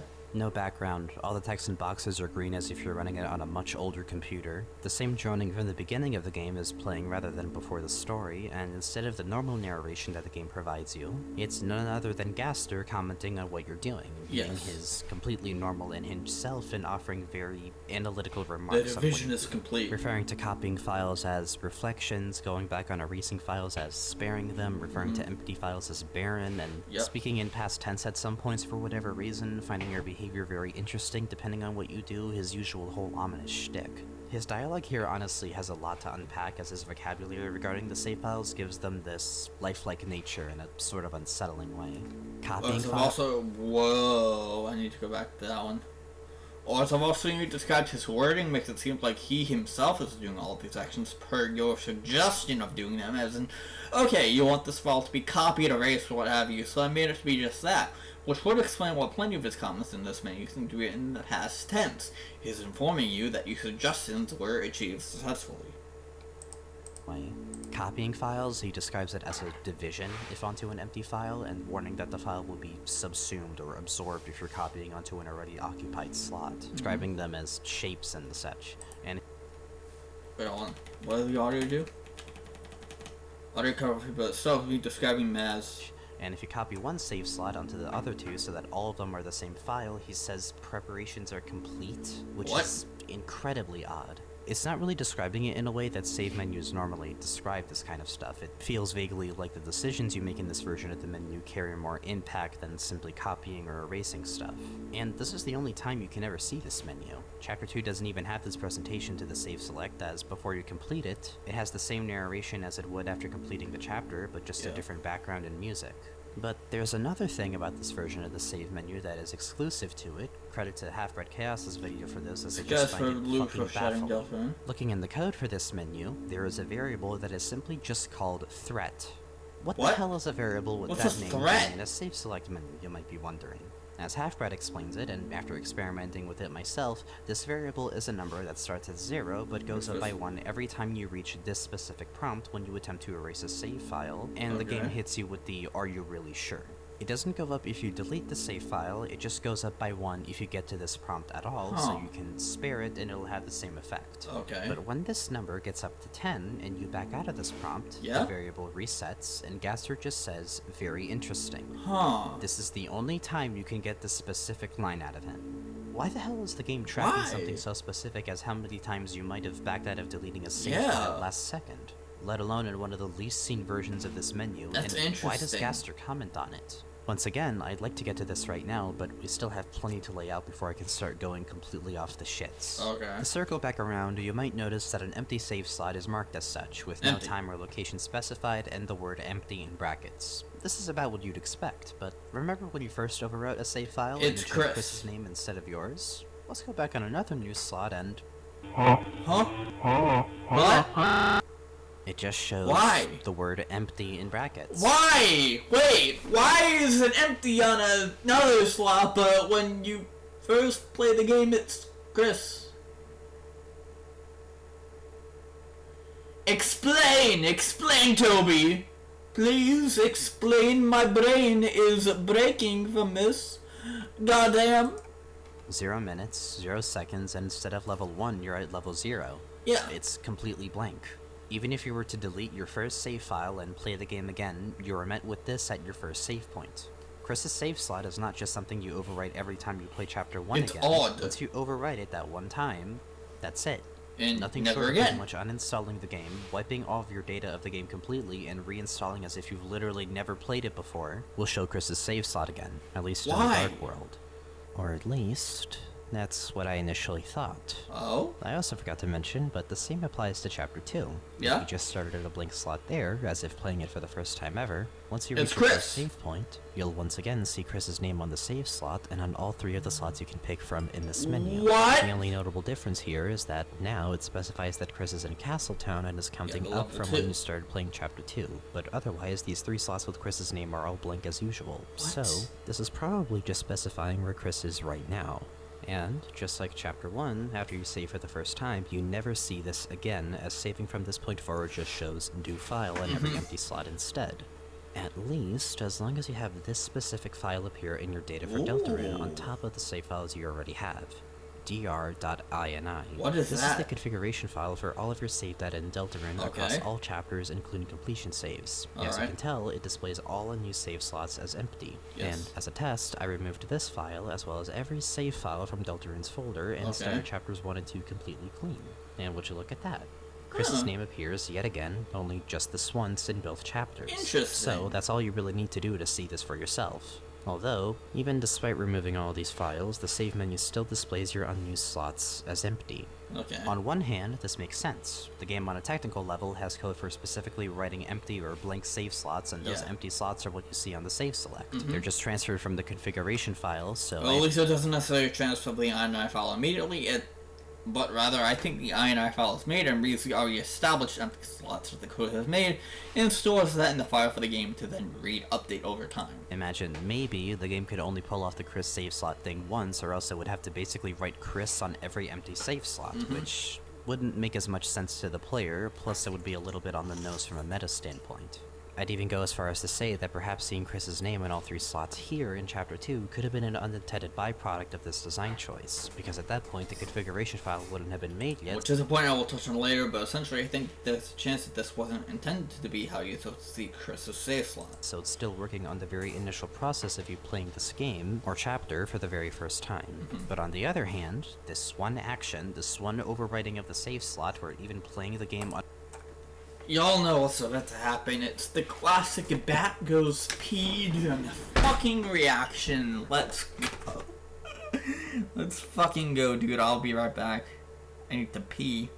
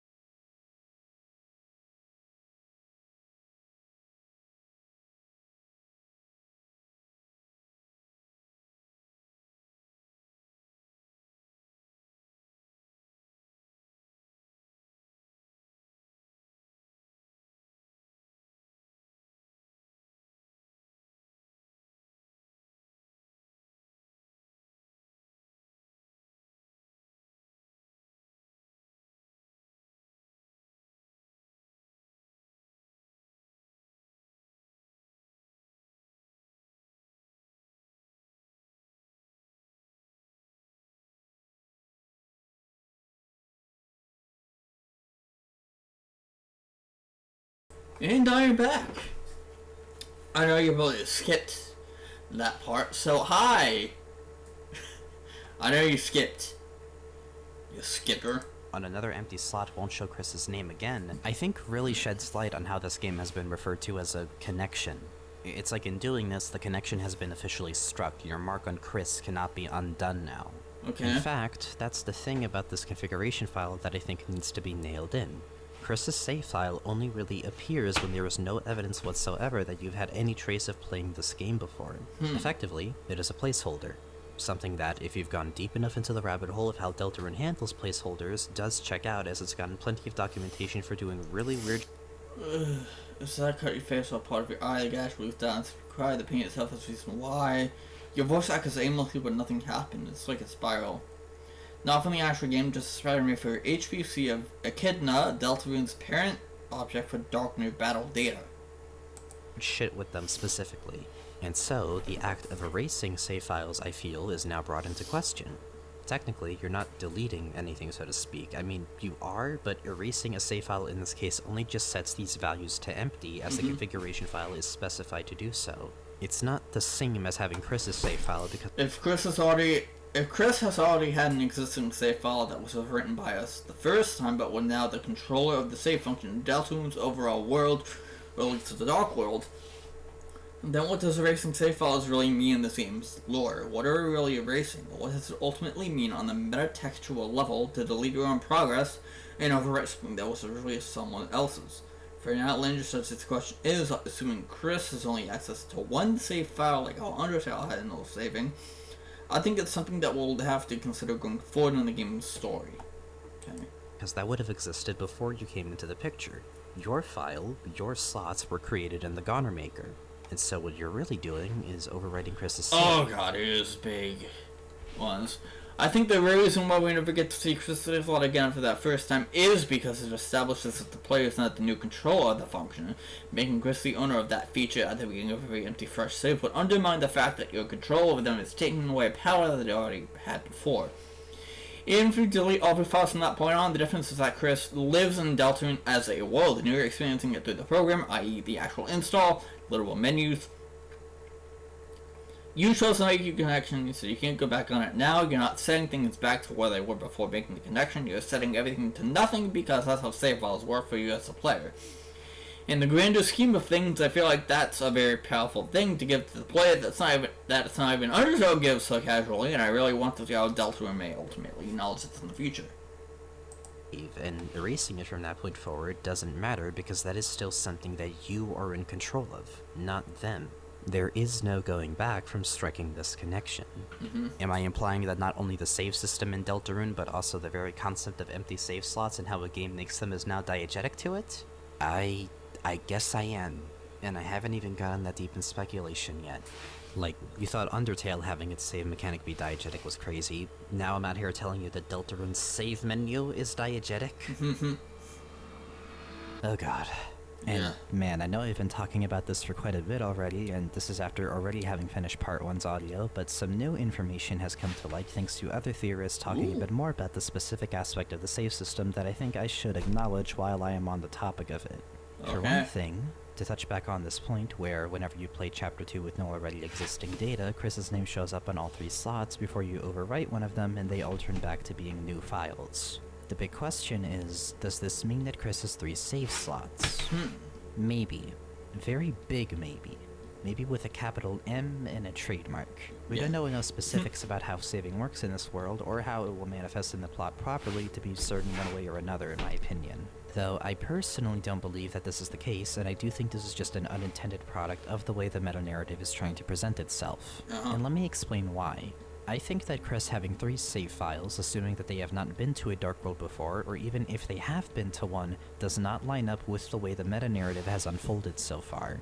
The Light World, functionally, is meant to be closer to how Undertale operates. The UI is similar, the stats are near identical, the first dialogue prompt in the Light World is meant to be identical to it. The only thing we don't know is whether saving actually exists in the Light World. Although I do personally think that it is a possibility, but if so, then it functions more like Undertale in that it only saves to 1 slot and doesn't give you a choice between the 3, at least with what we are given at the moment. This is really specific, but in Chapter 1, when you put a save point in the Light World, the UI for saving actually comes up and it's identical to Undertale in appearance. But in Chapter 2, when you do the same thing in the Light World, it does pop up the UI for saving to all 3 slots, but not a Light World equivalent to it. So therefore you get what you're seeing now, where the UI is not to scale with the Light World and is going off screen. Plus, it's using the Dark World border and not the Light World border. And as I mentioned, I do think that the idea of Chris's name being on all 3 slots is something that the game tends to avoid, as the normal save menus make an effort to name all blank slots as empty, even when there is no configuration file or save data of yours present.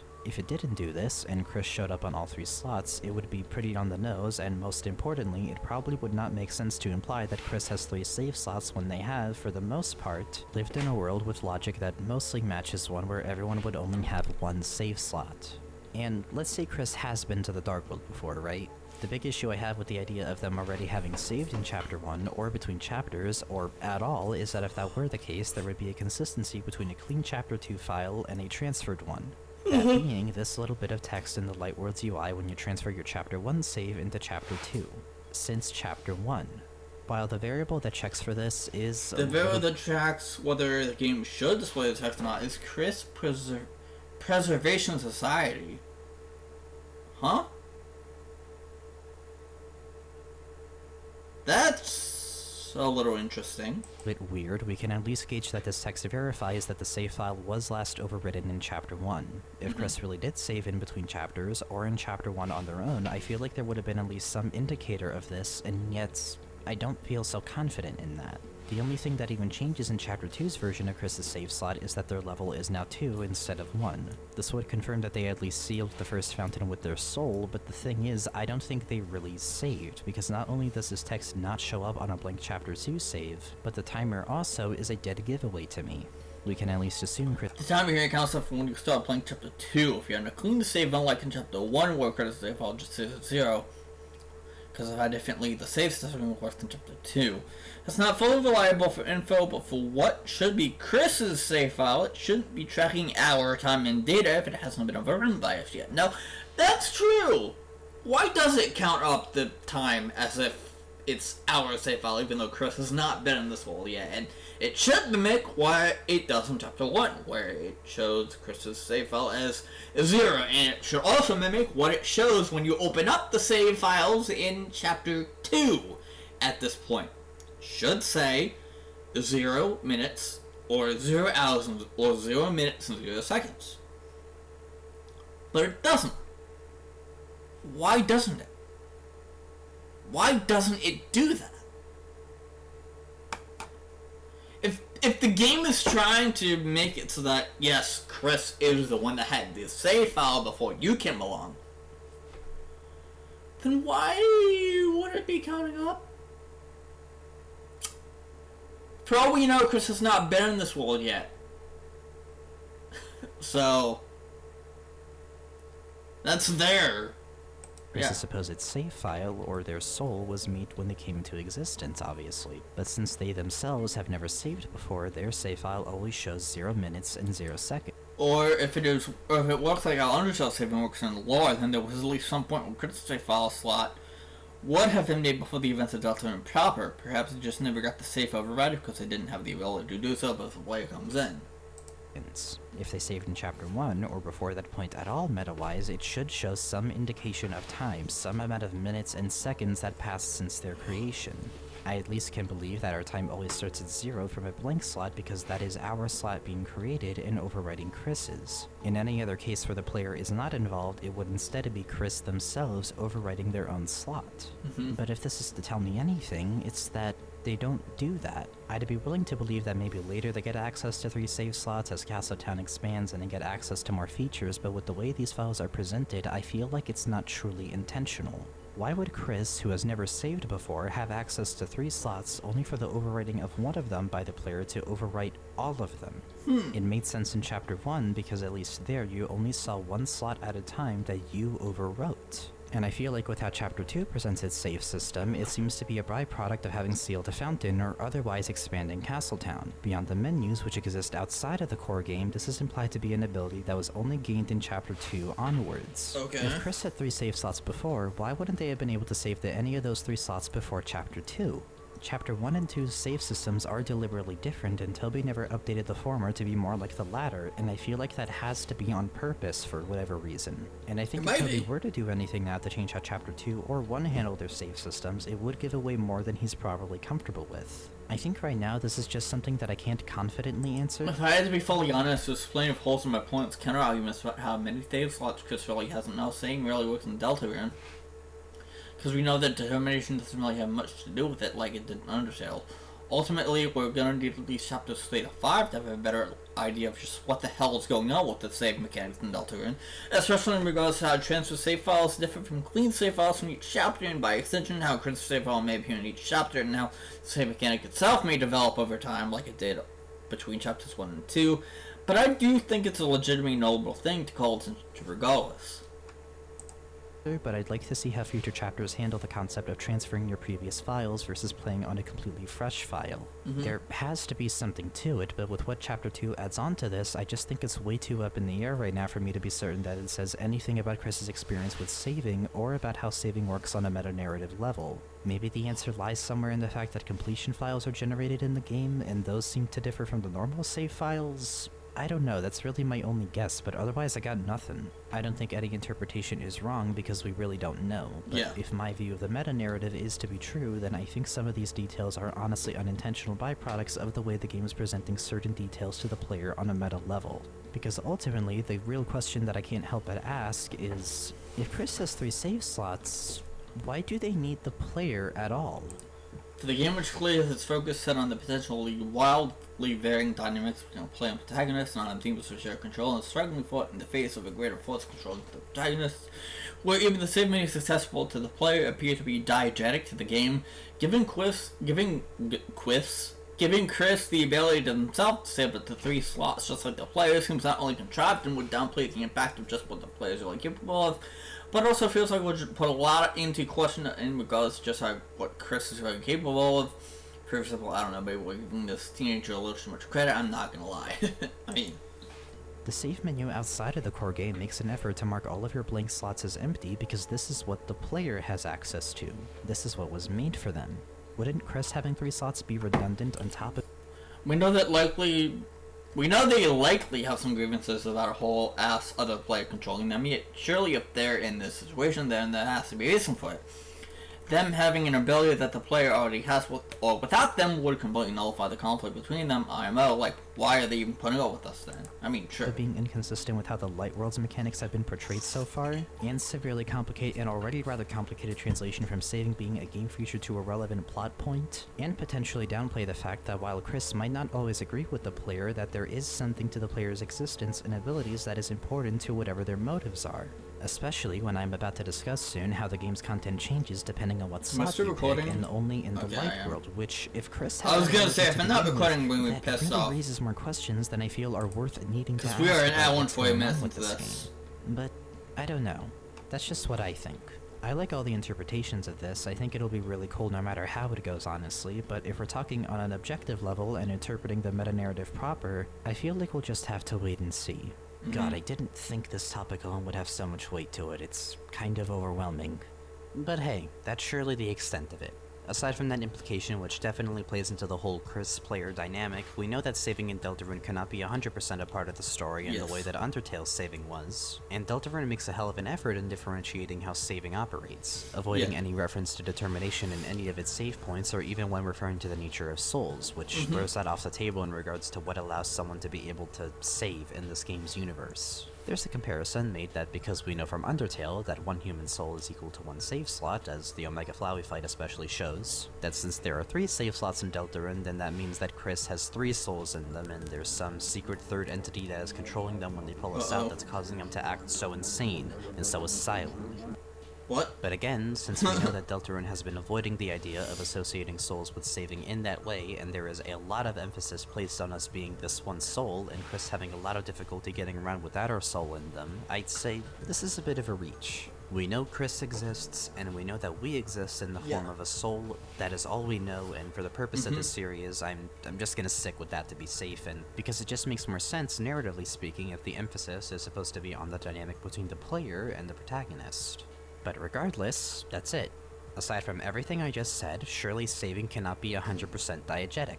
It's probably not a big deal, and the 3 save slots are just there for the player's convenience because saving is not where this game is putting its focus on.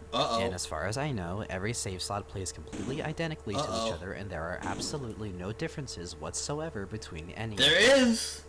There are! There are absolutely no differences between any of them. They're right behind me, aren't they? Okay, Yep. This drives me fucking insane.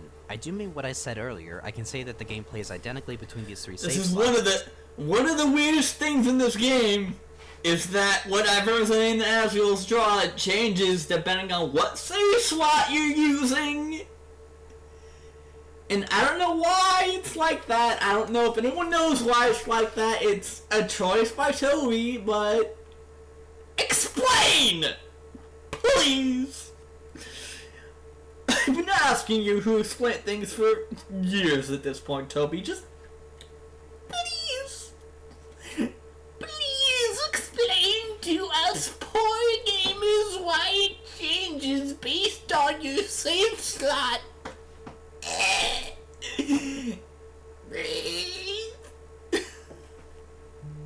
Except for this goddamn drawer.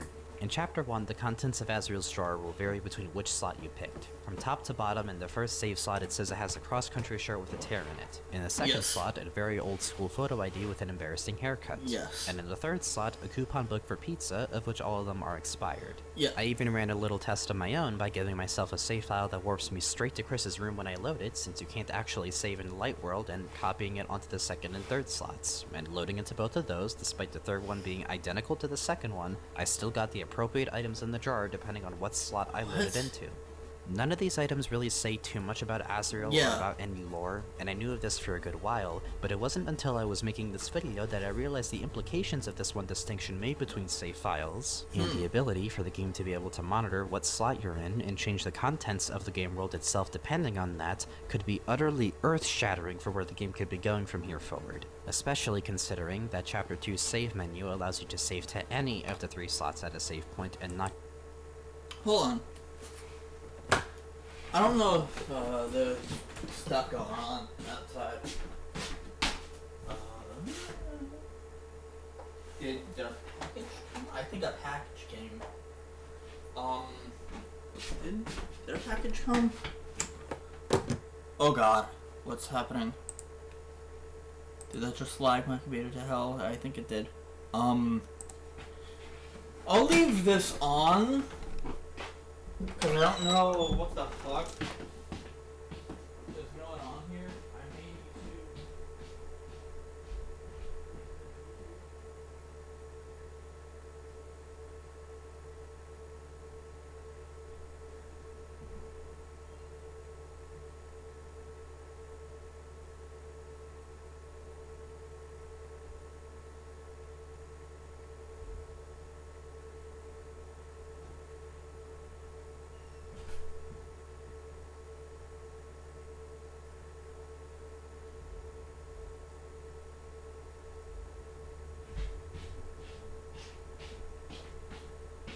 Yeah, so it's raining outside? Are these? They are. Okay, I was gonna these are open then. This room is getting nice and wet, but they're closed. And I was unsure if anything came by because my mom was expecting a package. So did I mute myself? No, I didn't. Okay, good. Good, I did not mute myself. That's actually good.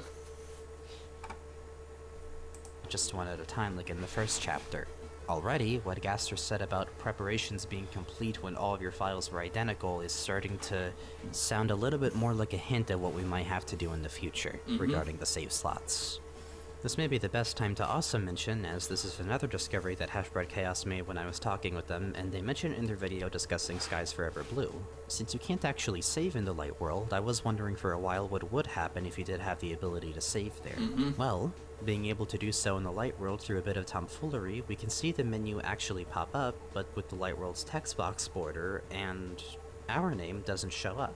There is an effort made to put Chris in the name instead, which makes sense, as every time you go into the light world, your name is set to Chris and not the one you made, but it's interesting nonetheless. Even in Chapter 2, you're actually still able to save in the light world as well, to any of the 3 save slots at any point, but the UI did not accommodate for the smaller scale of everything in the light world in this case.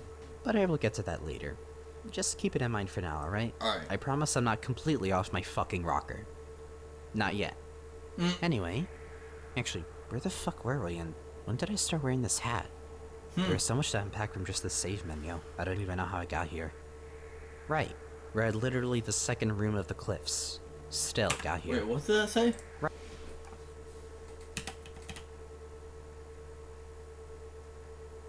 Oh, the fucking, yeah. Right. We're at literally the second room of the cliffs. Still. But hey, at least we're not doing an analysis of the lore, so a lot of the stuff that actually happens in the game itself isn't so relevant to my theories, so let's just fast forward. Whoa! Our next thing that I'd like to point out is... That jumped me. Oh, nope, we're saving that one for a bit later too. Dear God, that is a whole other can of worms. Oh no. There we go. The game over screen. Yes. There isn't much to say about it, other than the very notable fact that in Chapter 1 especially, this is the only other instance in the entire game aside from Gonnermaker and the pre-completion save menu where Gaster talks to you. Attack phase is He remarks that 666! it appears you have reached an end, and asks you if you'll persist. In pretty much any other game overs after this, it cuts straight to asking you this question. If you say yes, he says that the future is in your hands. And if you say no... Yeah? Then the world was covered in darkness. And then you get the song Darkness Falls. You are met with a continued black screen as the entirety of Darkness Falls plays in the background. And that's it. Not only that, but once the song is finished playing, The game closes crashes. itself. Even on the Chapter 2 demo, it doesn't even go back to chapter select, it just closes itself. I always found this option so strange. It's and interesting, yeah. Because when you compare it to Undertale's Game Over, that screen never really had an option like this. In fact, it didn't have any options at all, it just brought you back to your last save point. In a game where your choices are implied to not matter, I just find it so interesting that it is the game attitude to give you a choice to just give up. Furthermore, that this is yet another instance of Gaster only speaking to you in what is essentially the outermost layers of the game.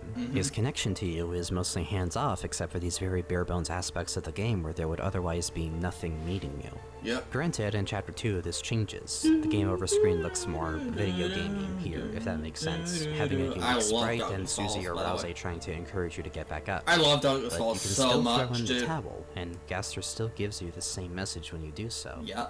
It's just weird. But It for the is. time being, It's that's really, my really comments on it, but it definitely felt worth mentioning. And going further into Chapter 1, there isn't really much else that I feel like I can mention within the game itself. Keeping in mind that there are a lot of things that are substantial in both chapters, my priority is not to focus on the lore or what happens in universe, but what might be poking outside of it. And when I narrow it down that much, there's only a few more things within it that really come to mind. One of these is the room in between. In the loading zone between the room with the first setting of the original Starwalker and the room with the hidden switch puzzle in the Scarlet Forest, there is a random chance that, instead of going back to the first room, Chris ends up here, separated from the party, although the party's overall stats can still be found in the menu in this very empty room, save for a clearing in the middle that holds a tree. Interacting with it, you get, he is behind the tree. The egg. Walking behind it, the game tells you that there is a man here who offers you something. If you refuse, it just says that, well, fuck it, he doesn't need to be here then. But if you accept it, then he just gives you an egg, and there is not a man here anymore. Not too important, not too unimportant. And while I'm here, let me talk about the music as well. The song that plays here is simply called Man.ogg. Yes. And I bring this up because the song, along with the rather ominous vibe of this room in general, and being in the void, is often associated with Gaster. With Gaster, Pretty much sprung the belief that it's him just giving away these eggs to you for no apparent reason. And let me just go on record already about what I think of this. We don't know. Yeah, we can't actually confirm if this is him, and as I mentioned earlier, I only want to associate something with him if I know 100% that there is some calling card to tie back to him. But sadly, being a little spooky doesn't really cut it for me. He's definitely not the only one in that market between these games. I mentioned the song as well because that's one of the main defenses for this idea that the man behind the tree is Gaster. And it's possible, until you realize that Gaster has never really been referred to as a man, but just him. You would think that there is some allusion to Keep this. in mind, I only said this before remembering that the river person is the only instance that it really could be actually referred to Gaster as a man, but even then, the one vague allusion to him as such compared to the one in the first song of the game, literally alluding to the file name with it. Okay. I think I fucked up my speaking a little bit. Keep in mind, I only said that before remembering that the river person is the only instance that really could be actually referring to Gaster as a man, but even then, the one vague allusion to him as such compared to the one of the first songs of the game, literally alluding to the following with the theme of said character from the previous game, to me, this is quite the jump in terms of reliability in connecting those dots. Somewhere, perhaps similar to how the Goner Maker music was named another hymn, but that's not the case. Okay, well, what about the song itself? While it does follow a similar vibe to Gaster's theme of just being a short loop of a creepy jingle on a piano, here's the thing. Gaster's motif isn't really in this. Like, the notes are way the fuck off. Like, maybe if your ears squinted, you could kind of hear it, but at that point it's... I will say, I actually realized only when I put the notes of both songs in and the hymn together. The other hymn doesn't line up with Gaster's theme too much either, figure for the very messy visual for the notes. Just to get an idea of what I mean in case the musical jargon's a little too abstract on its own. Green notes are Mano G, the blue notes are another hymn, and the red notes are Gaster's theme. Neither of the former two really hit those low notes, so another hymn gets close, but none of them actually use Gaster's theme with a proper lead motif. Maybe Gaster's theme as a song isn't even that reliable for calling card, I'm not gonna lie, but it's such a far reach that I can't reliably be sure that this is literally Gaster that is behind the tree. They are both ominous, and perhaps they both share similar traits in the idea of there being a room in between. You could immediately attribute this to the fun events and how those worked, particularly the Mystery Man, but that's really it. I could make a really far reach and say that this is him because the Mystery Man sprite is referred to as a man, and when he disappears it makes that funny noise. Slowing it down and reversing and looping it does reveal it to be a modified Gaster's theme, but this is not the only NPC to use this noise, and it still would not get around the fact that this motif does not appear in man.ogg. It's not even close. Like, I don't know. The best guess I could give you is that the Mystery Man might be the one that gives you the eggs, because the room that he's in Undertale definitely can have comparisons drawn, but that doesn't necessarily mean that it's Gaster. I think it's possible that they are not one and the same. There could be a good chance that the Mystery Man at least is a reference to the man behind the tree, but since I don't know if the Mystery Man is meant to be actually Gaster, that's the furthest I'm willing to reach. Mystery Man does not equal the Eggman, but either of them may necessarily be Gaster, but their own character. But their Mystery Man, but neither of them may necessarily be Gaster, but their own character. Related to him, or at most pieces of him. But I am not about to sit here and tell you that this is completely foolproof. So adding the egg stuff into what we know about Gaster... I'll say that later on there's some potential evidence of the man behind the tree being Gaster, or at least certainly within his ballpark, but that's only through the spin and sweepstakes. In the game itself, there's very little in the way of actual characterization of the man behind the tree. It's a bit of a half-fact, really. I wouldn't rely on it at the moment. But to finally get back to the egg, you can't do anything with it other than have it make a weird sound when you're using it. And you're able to drop it as well, as the game just says, what egg? Which is probably not a good idea in Chapter 1, as you'll be unable to get it back in your inventory. But in Chapter 2, when you drop the egg and go back to the Dark World, it just appears in your inventory again, somehow. Yeah. And that's the other thing about this egg.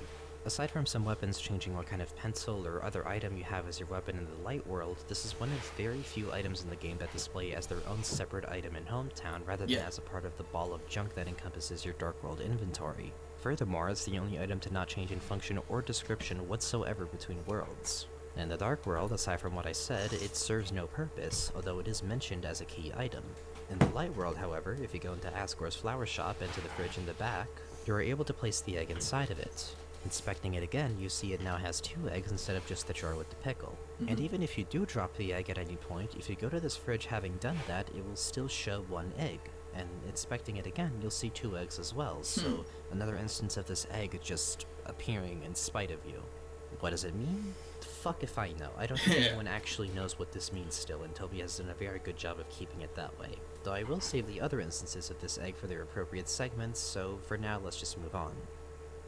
There's other items aside from the egg that would appear separately from the ball of junk in the Light World. In Chapter 2, one of these items has the cards which represent Lancer and Rule's card, but another one of them, which you can get in both chapters in the most recent demo, happens to be what the game describes as what feels like a shard of glass, but, well, we don't know for sure. But how do you get this item? Well, we'll have to backtrack a little bit and talk about none other than the best fucked up little clown around town to ever grace all of fiction. As a similarly insane theorist once put it, I am of course referring to Jevil.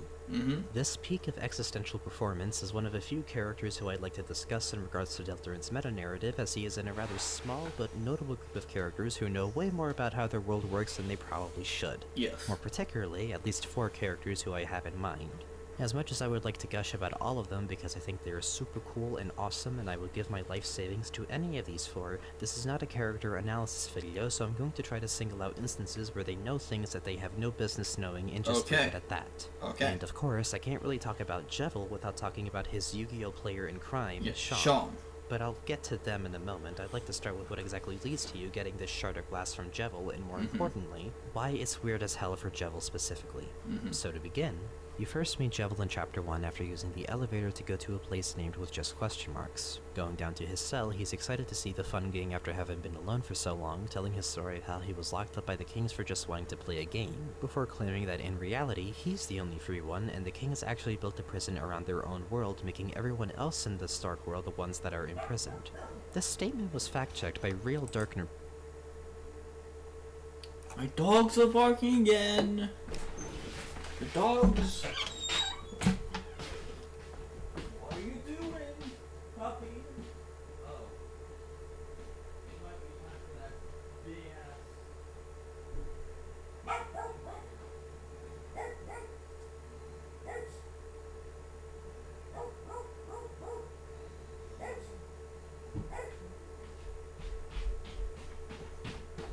So yeah, the big ass bed frame for Mom came, so I will be gone for like a few minutes as I try to get this shit in. Yeah.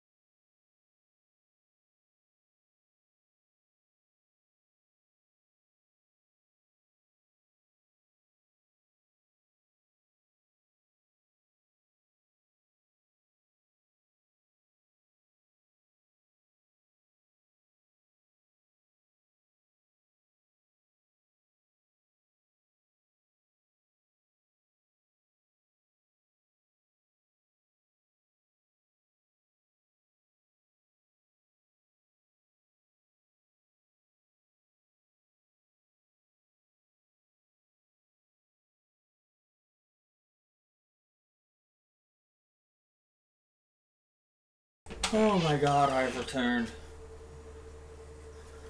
Where's the puppy?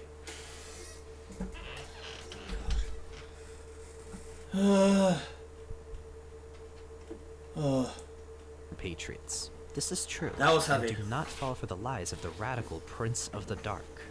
but with an added comment about you not having any choice in the match. I thought I got first, but apparently you didn't. But essentially, if you try to refuse to play again with him in order to unlock a cell, he said something along the lines of, "How can you refuse when you're already playing?"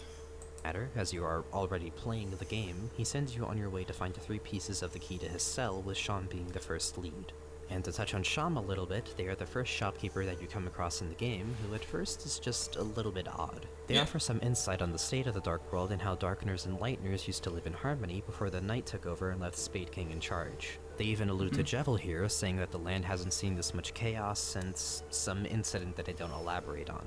They display a bit of nihilism to the idea of the Fun Gang sealing the fountain, saying that neither light nor dark hold a future for a Darkener in their condition. We'll get back to that later, but when you first talk with them, one could just assume that it alludes to them being a bit worse for wear, perhaps past their prime. When you talk to them about Jevil, however, they're surprised to hear that you mention him, let alone that you want to free him. But they're basically just like, alright, sure, why not? It's not like it really matters in the end anyway, and that's about the extent of their interaction at that point. And once you repair the key to Jevil's cell and let yourself outside, as he puts it, you see Jevil in a room resembling a carousel, and similarly to the Goner Maker, this room is almost totally foreign presentation-wise. The carousel in the background has a sort of 3D look to it, even though it's all still 2D sprites, but regardless made with the intention to have more dimensional depth, and the background is a very trippy and warped image of an actual carousel, distorting as the fight happens. Yeah, it is! Jevil, before beginning the fight, establishes that he just wants to play a numbers game before just straight up mentioning that if your HP goes to 0, then you lose. Aside from one other character who might know about this, Jevil is the only character thus far to just straight up mention game elements, which is... yeah, we'll get back to that. And for the fight itself, I can't say much, but there is someone else that does the exact same thing, and we already know who that is in Chapter 1. Ooh. Fight him, you get pretty interesting dialogue from both outcomes. When you pacify him, he says he'll sleep for the other 100 years, but that the same can't be said for the Lighteners, as a nightmare will awaken in their hearts in the shadow of the Night's hand. And if you defeat him, he compliments them on their abilities. Haha, you're fast, strong, but they're yet faster, yet stronger. The hand of the night is drifting forward. Soon the Queen returns, and hell's roar bubbles from the depths. What? Before saying that there are still stronger characters to encounter, as the hand of the night drifts forward, the Queen returns, and hell's roar bubbles from the depths. In the context of Chapter 1 by itself, this is all complete fucking nonsense, but with Chapter 2, obviously, we now know that this dialogue was meant to be foreshadowing for the main antagonist of Chapter 2, Queen. Which means that Jevil knows about Darkeners from other Dark Worlds, and more specifically, he has some level of foresight to what the protagonist will experience later in the game. And that's about it for Jevil. You go back to Sham and tell them about your success with Jevil's fight, and they congratulate you on it, saying that just maybe you'll be heroes after all, but just like Jevil, they say that there's still stronger characters to face, and Jevil was just a taste of that. And their dialogue is, yet again, nihilistic, implying that your actions are futile, and that when you realize that, you can come back and toast to the end of the world. And this nihilism starts to have a bit more of an explanation once you ask them about Jevil's backstory. They go over how them and Jevil used to be friends, them being the magician and Jevil being the jester, obviously. They seem to be just perfectly fine for a while until Sean brings up that Jevil met a strange someone that caused him to change ever since meeting them. Noting that while this could be the Night, as they were also regarded as strange, the lack of any emphasis on it in red like there was for the Knight's mention leaves it much more open. Jevil started to say things that both made sense and didn't make sense either, seeing the world as a game with everyone the participants. With this obviously coming across as a delusion to everyone, Sham had to lock Jevil away, yet they mentioned that the things Jevil said stuck with them. And their view of this world has become darker, yet darker. Very, very peculiar. So, with that very intentional wording, it's made clear that whatever it was that Jevil learned, it most likely came from this strange someone being Gaster, darker yet darker being a dead giveaway to his involvement. Of course. Quite fucking weird by itself, but with Chapter 1 alone, and for the sake of saving the other fucked up little guy's story for a bit later, that's all we can really gauge. Gaster directly interacted with Jevil, and by with Chapter 1 by itself, all you would really know is that Gaster likely was involved with Jevil, but possibly Sham, in that he said or did something to Jevil that made him see the world as a game as such. Now, what that is, and why it ended up sticking with Sham so much, is where things get a bit more hazy, but if it managed to alter even Sham's worldview significantly by just being indirectly involved, there must have been something very concrete and significant to learn, which I'll touch on later in Part 3. proxy Sham, and this interaction, while it's vague what exactly Gaster said or did, or why Gaster was involved to begin with, showed them the nature of the world that they exist in, making him see it for the game that it is to us. Which brings me back to the Shard of Glass. In Survey Program, nothing really happens in the Light World after you defeat Jevil. However, in the more recent demo, Jevil now gives not only whatever weapon or armor he would usually drop upon defeating him, but also drops a Shadow Crystal. Using it in this chapter's Dark World shows a brief glimpse of the unused classroom before rendering it unusable. And it's described as flowing like water in your hand and only being visible thanks to its sharp shadow, where the crystal itself can't be actually seen. And when you go into the Light World, it turns into this Shard of Glass. Using it yields the flavor text that Chris thought they saw through their hand for a moment. And for Chapter 1 at least, that is all that can really be said about the Shadow Crystal, as it gets elaborated on a bit more in Chapter 2.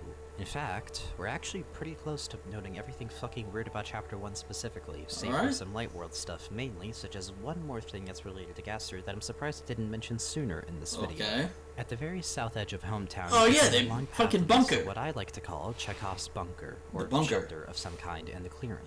You can't do anything other than interact with the locked doors, but getting closer to the bottom of this clearing, not even the doors, just closer to this bottom edge of the room, you can hear some rather unsettling noises grow in volume, as if the locked doors weren't already setting this up to be very much a tease for the very end of the game. Now, the thing with these noises is that if you were to take a recording of them, throw them into Audacity or something, and speed it up by exactly 666%, you'll realize this is actually a very slowed down version of Smile Dead OGG, from Entry 17 and from the phone in the Dark World. And aside from a brief cutscene in Chapter 2 wherein it's implied Chris has talked about this bunker to some classmates as if there is something hiding in there that they have seen, this is literally all we have about the bunker. There's positively fuck all to get out of this otherwise, but we can be certain that it is absolutely related to Dark Worlds, and it's most likely related to Gaster and his experiments in Entry 17. So, with that out of the way, that pretty much covers everything that I could possibly mention about Chapter 1. At least in its playable state. As I mentioned in the intro to the video, aside from all the weird shit that you can encounter just in the game itself, the code also has plenty to offer that I think would be worth noting. I mentioned that there are some specific files in the game that were named in a completely different manner to how they would otherwise be named. So, to explain what I mean, let me give you a bit of a lesson in game development when it comes to file naming, at least in my experience, and in the tools I've used to learn GameMaker Studio 2, which is the engine that Deltarune is made on currently. Making a game requires use of many different assets and asset types. These types all pretty much are shared between engines. There are a lot of asset types that GameMaker let you use, but for this video I only need to go with sprites, objects, room, and sound, so don't worry, I'm not literally about to explain the entire program. Referred to in different ways, though I could be wrong, but in GameMaker at least, I can divide these types into the following, which are most worth noting. Rooms, which are self-explanatory. Sounds, which are also self-explanatory. It's an umbrella term for all the audio files the game uses, whether it's music or sound effects. Sprites, which are just images that are used for the game's visuals. And objects, which are self-explanatory, but to explain what they mean here, imagine an object in game engine terms as a skeleton of sorts. It's a foundation for something that lets you use most other asset types to execute a function. They operate off of scripts that are assigned to said object or represented visually, though it is not required, as well as containing scripts and events that tell it what to do. If you take an NPC, for example, you usually associate them with the sprite that you see them as. However, the NPC is not just the sprite itself. That is just the thing that tells you, hey, this sprite means that this is object XYZ. The object itself is the sprite that is used to represent it, and all of the dialogue, movements, and whatever other things that it is coded to do. I don't need to go too crazy into detail because I just need to talk about them in the context of file names. Usually, the general rule of thumb I've seen when it comes to naming your files in games is to use a shortened version of the asset type of the file as a prefix. So a sprite would start with SPR, a sound would be MUS or SFX maybe. A room might be like just RM or even actually room outright. And objects would be OBJ. If you were to poke around into the code of Deltarune right now, most of the files in the game go by these conventions, save for a specific few. And all of these specific files that stand device appearance, device choice, namer, failure, goal maker, menu, OVAC 4, logo, dog, friend, image, friend, depth, dog, gunner, body, gunner, head, gunner, logs, logo center, chapter number, logo center, heart, logo center separate. And then room initialize, place, jog tech 2, contact, dog, logo, failure, naming, chicken, menu, chapter select 2x. Audio, darkness, defeat, appearance, drone, intro, noise, another hymn, story, and unused. And also we have image, menu, animation, image, soul, blur. out, do so not only for their names, but for being in all caps, and I realized pretty quickly that all of these names pretty much work as substitutes for what would otherwise be the normal file name conventions. So, rooms are places, any sounds are most simply just audio, sprites are images, and objects, most interestingly, have two substitutes to them. Device and process. In a few cases, but most frequently, devices. Now, the choice to name the Chapter 1 demo a survey program makes even more sense to me, as it lines up a bit more with these conventions, and it's a bit less jarring, as I think it honestly serves a similar function to these other file names. Adding further fuel to the idea that Gaster, in a way, in-universe, might have been the one that created this program and struck a connection with the player. And once you see what these specific all caps files are for, you might start to see a bit of a common thread. Yeah? So, let me start with the images. We have image def, which is the base image used for the background of the Goner Maker. Image dog, which is the spread of the annoying dog sleeping used for dog check. Image Goner body, Goner head, and Goner legs, which are all the body parts that are used to make the Goner vessel in the beginning of the game. Many, and I mean many images relating to the logo, ranging from just the logo itself to a centered version of it, which I assume might be for the chapter introductions like in Chapter 2, which is further implied with the image logo center chapter number files, a series of images for chapters 0 through 10 that probably display either under the logo or at least and the unused 0 and 8, 9, 10 are used in the save menus.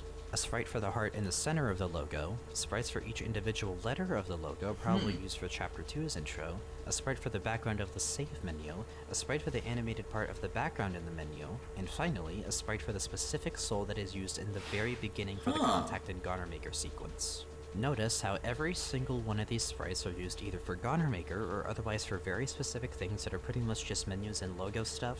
And that's just the sprites. Let's see the rooms, or places, next.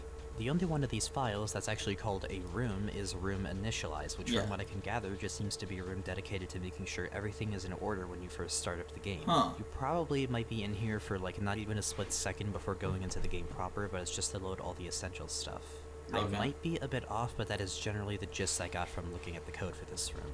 We have place dog and place dog check 2, which are both variations of the dog check that you can get. Place contact, the Goner Maker sequence. Place logo, the logo animation. Place failure, the game over room. Place menu, the save select. And place naming Jiken, which appears to be an unused room, but from what I could gather, Jiken from Japanese can be translated into experiment, so this is probably a room to test specifically the name selection menu.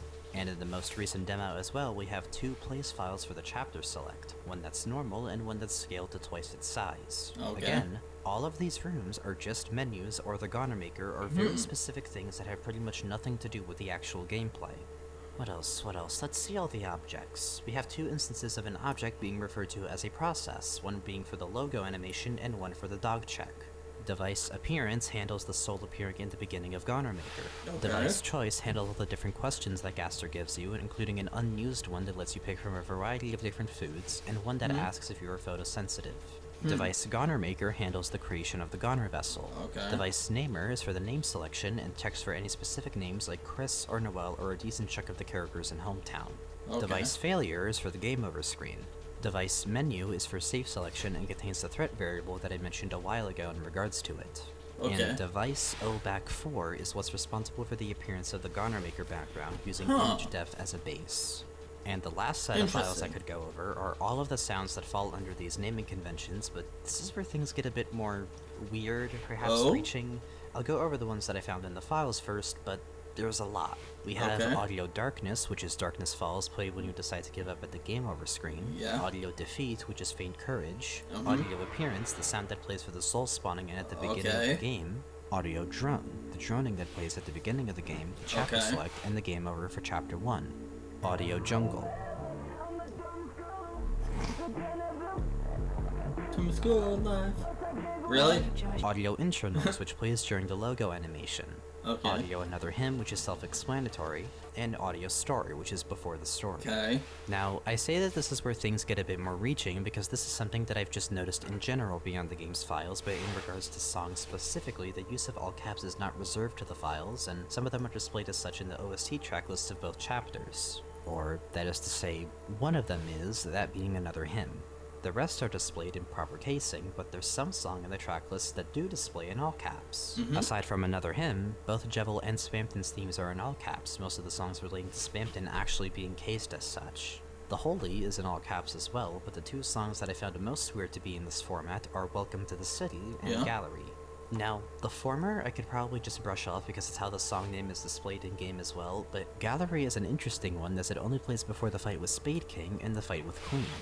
The use and meaning of the song honestly is worth its own video though, because I cannot tell you for the life of me why Toby decided to name it Gallery and why this song specifically is in all caps, but I thought I'd mention it because I do find it strange. But for a good chunk of these songs in the track lists, and especially all the songs that are named as audio whatever in the files, they yet again are mostly for menus, for Goner Maker, or if taking the tracklist names into account, they involve Jevil and Spampton, both of which we know are directly tied to Gaster in some way with very few outliers. With all of this laid out, I think it's clear that the common thread between all these files that convinces me that these have to be named with intent and not for the hell of it is that pretty much all of them handle menus or things that are outside. Well, some of them do go in use, so it could be exceptions for the very, very most part. The all-caps files are tend to refer to specifically out-of-bounds parts of the game, stuff that's only meant for the player's eyes. They're often stuff that detaches from the main game and involves either the Goner Maker menus or stuff that tests things related to either of those, and even if not involving menus, most of them still relate to Gaster and involve characters that already seem to know more than most others do about the way Deltarune's world works on Deltarune as a program, so it still checks out even then. Side of the main playable game. These files are responsible for being that in-between that connects the platform you're playing Deltarune on to Deltarune's world, and they are only named as such because they handle those in-between processes. There is one exception to this between all these files that I just mentioned, but I will get to that when I talk about my findings for Chapter 2. Okay. However, I will say that in general, this is a very important reason why I believe in my theory as much as I do, and it would explain a lot of the presentational decisions made in Deltarune thus far to differentiate the light and dark worlds as much as they have been, beyond narrative or even gameplay. And I haven't even talked about that one, the one that absolutely everyone has talked about. Unused. There is an appropriately, yet intentionally named unused function in the game's code with no arguments that changes in its contents between chapters. Regardless, his function is to name variables from unused 0 to 9, and setting those variables to their his function is to name variables from unused 0 to 9.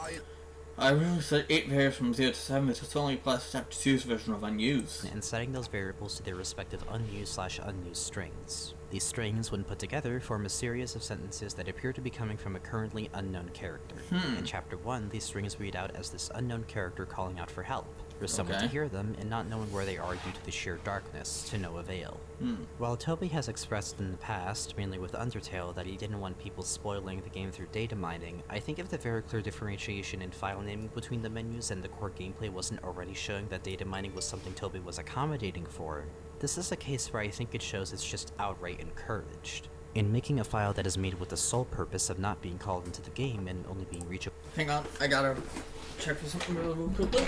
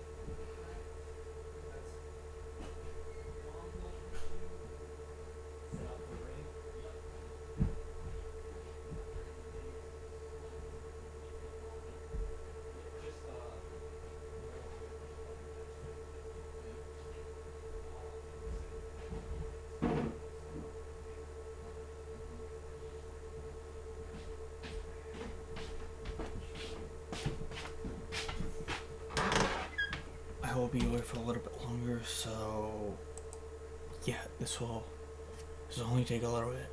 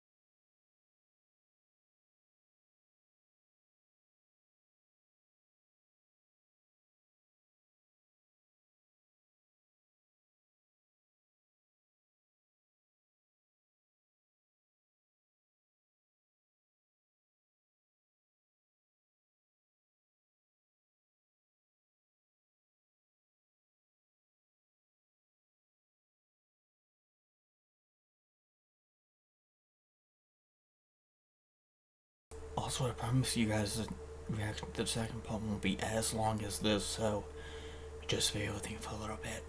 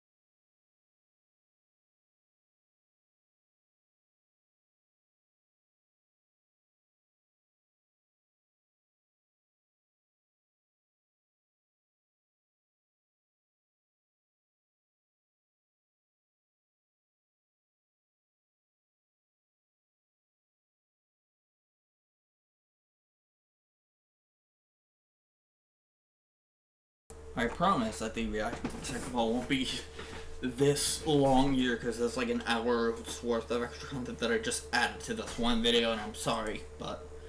Through data mining that contains a character we're yet to meet and might become substantial to the narrative in the future. The final few minutes of this video. I can't really tell you why there'd be reason to doubt that the act of data mining and looking at the data for the game itself doesn't have any place in figuring out Deltarune's meta-narrative. And when taking all these findings into account, it makes some of the more bizarre things you can find in a playable game make all the more sense to me. Okay.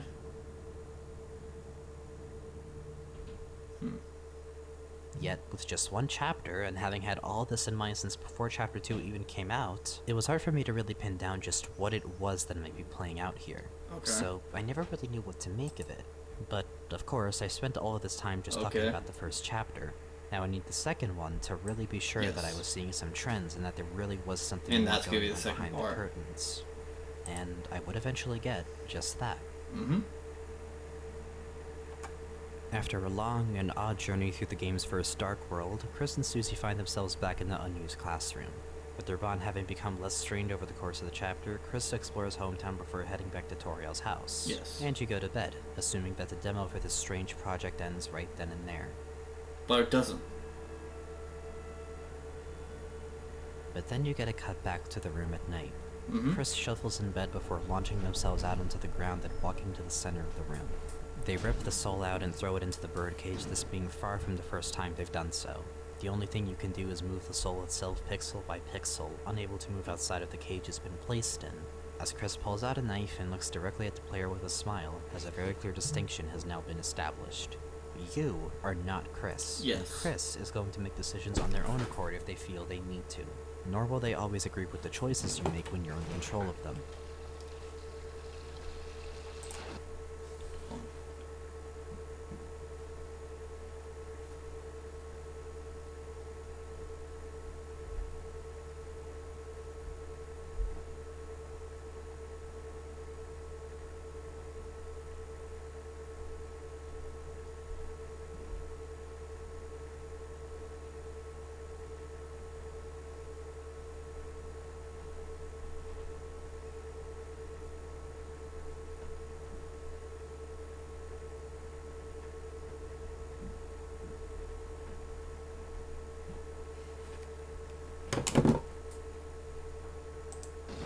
It cuts to black. You then see the name of this project, this survey program. Delta. The logo fades into view with a voice reading it out.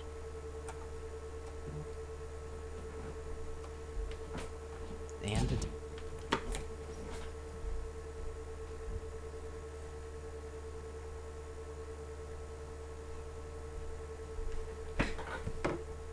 demo ends with Don't Forget playing before the game closes itself. And that's where a good chunk of the community was left off in regards to Deltarune. Was Chris Kara? Were Kara and Gaster fighting each other for control over the narrative? How many chapters were there going to be? What is the next Dark World even going to be like? Is some other third entity controlling Chris? Is Sans a Darkner? Why were people arguing over whether or not Rouse was a girl?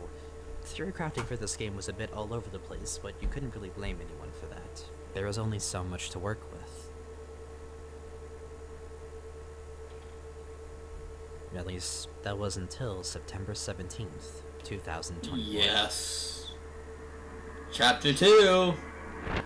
But I must say that this will do it for the first part of this series. Parts 2 and 3 should be coming. If only I was going to do this once all the puzzles run, but besides actually once I finish each one. So yeah, that's going to be about it for this first part of the device theory. Very interesting theory. Of course, like I said, the second part won't be as nearly as long as this one, depending on how long that part 2 is. But, for that, I will be, yeah. A very, very good theory. I will see all of you in the next video, whenever that may be. Part 2 of this won't come, immediately, but it will come soon. But yeah, I'll see y'all in the next one. Later.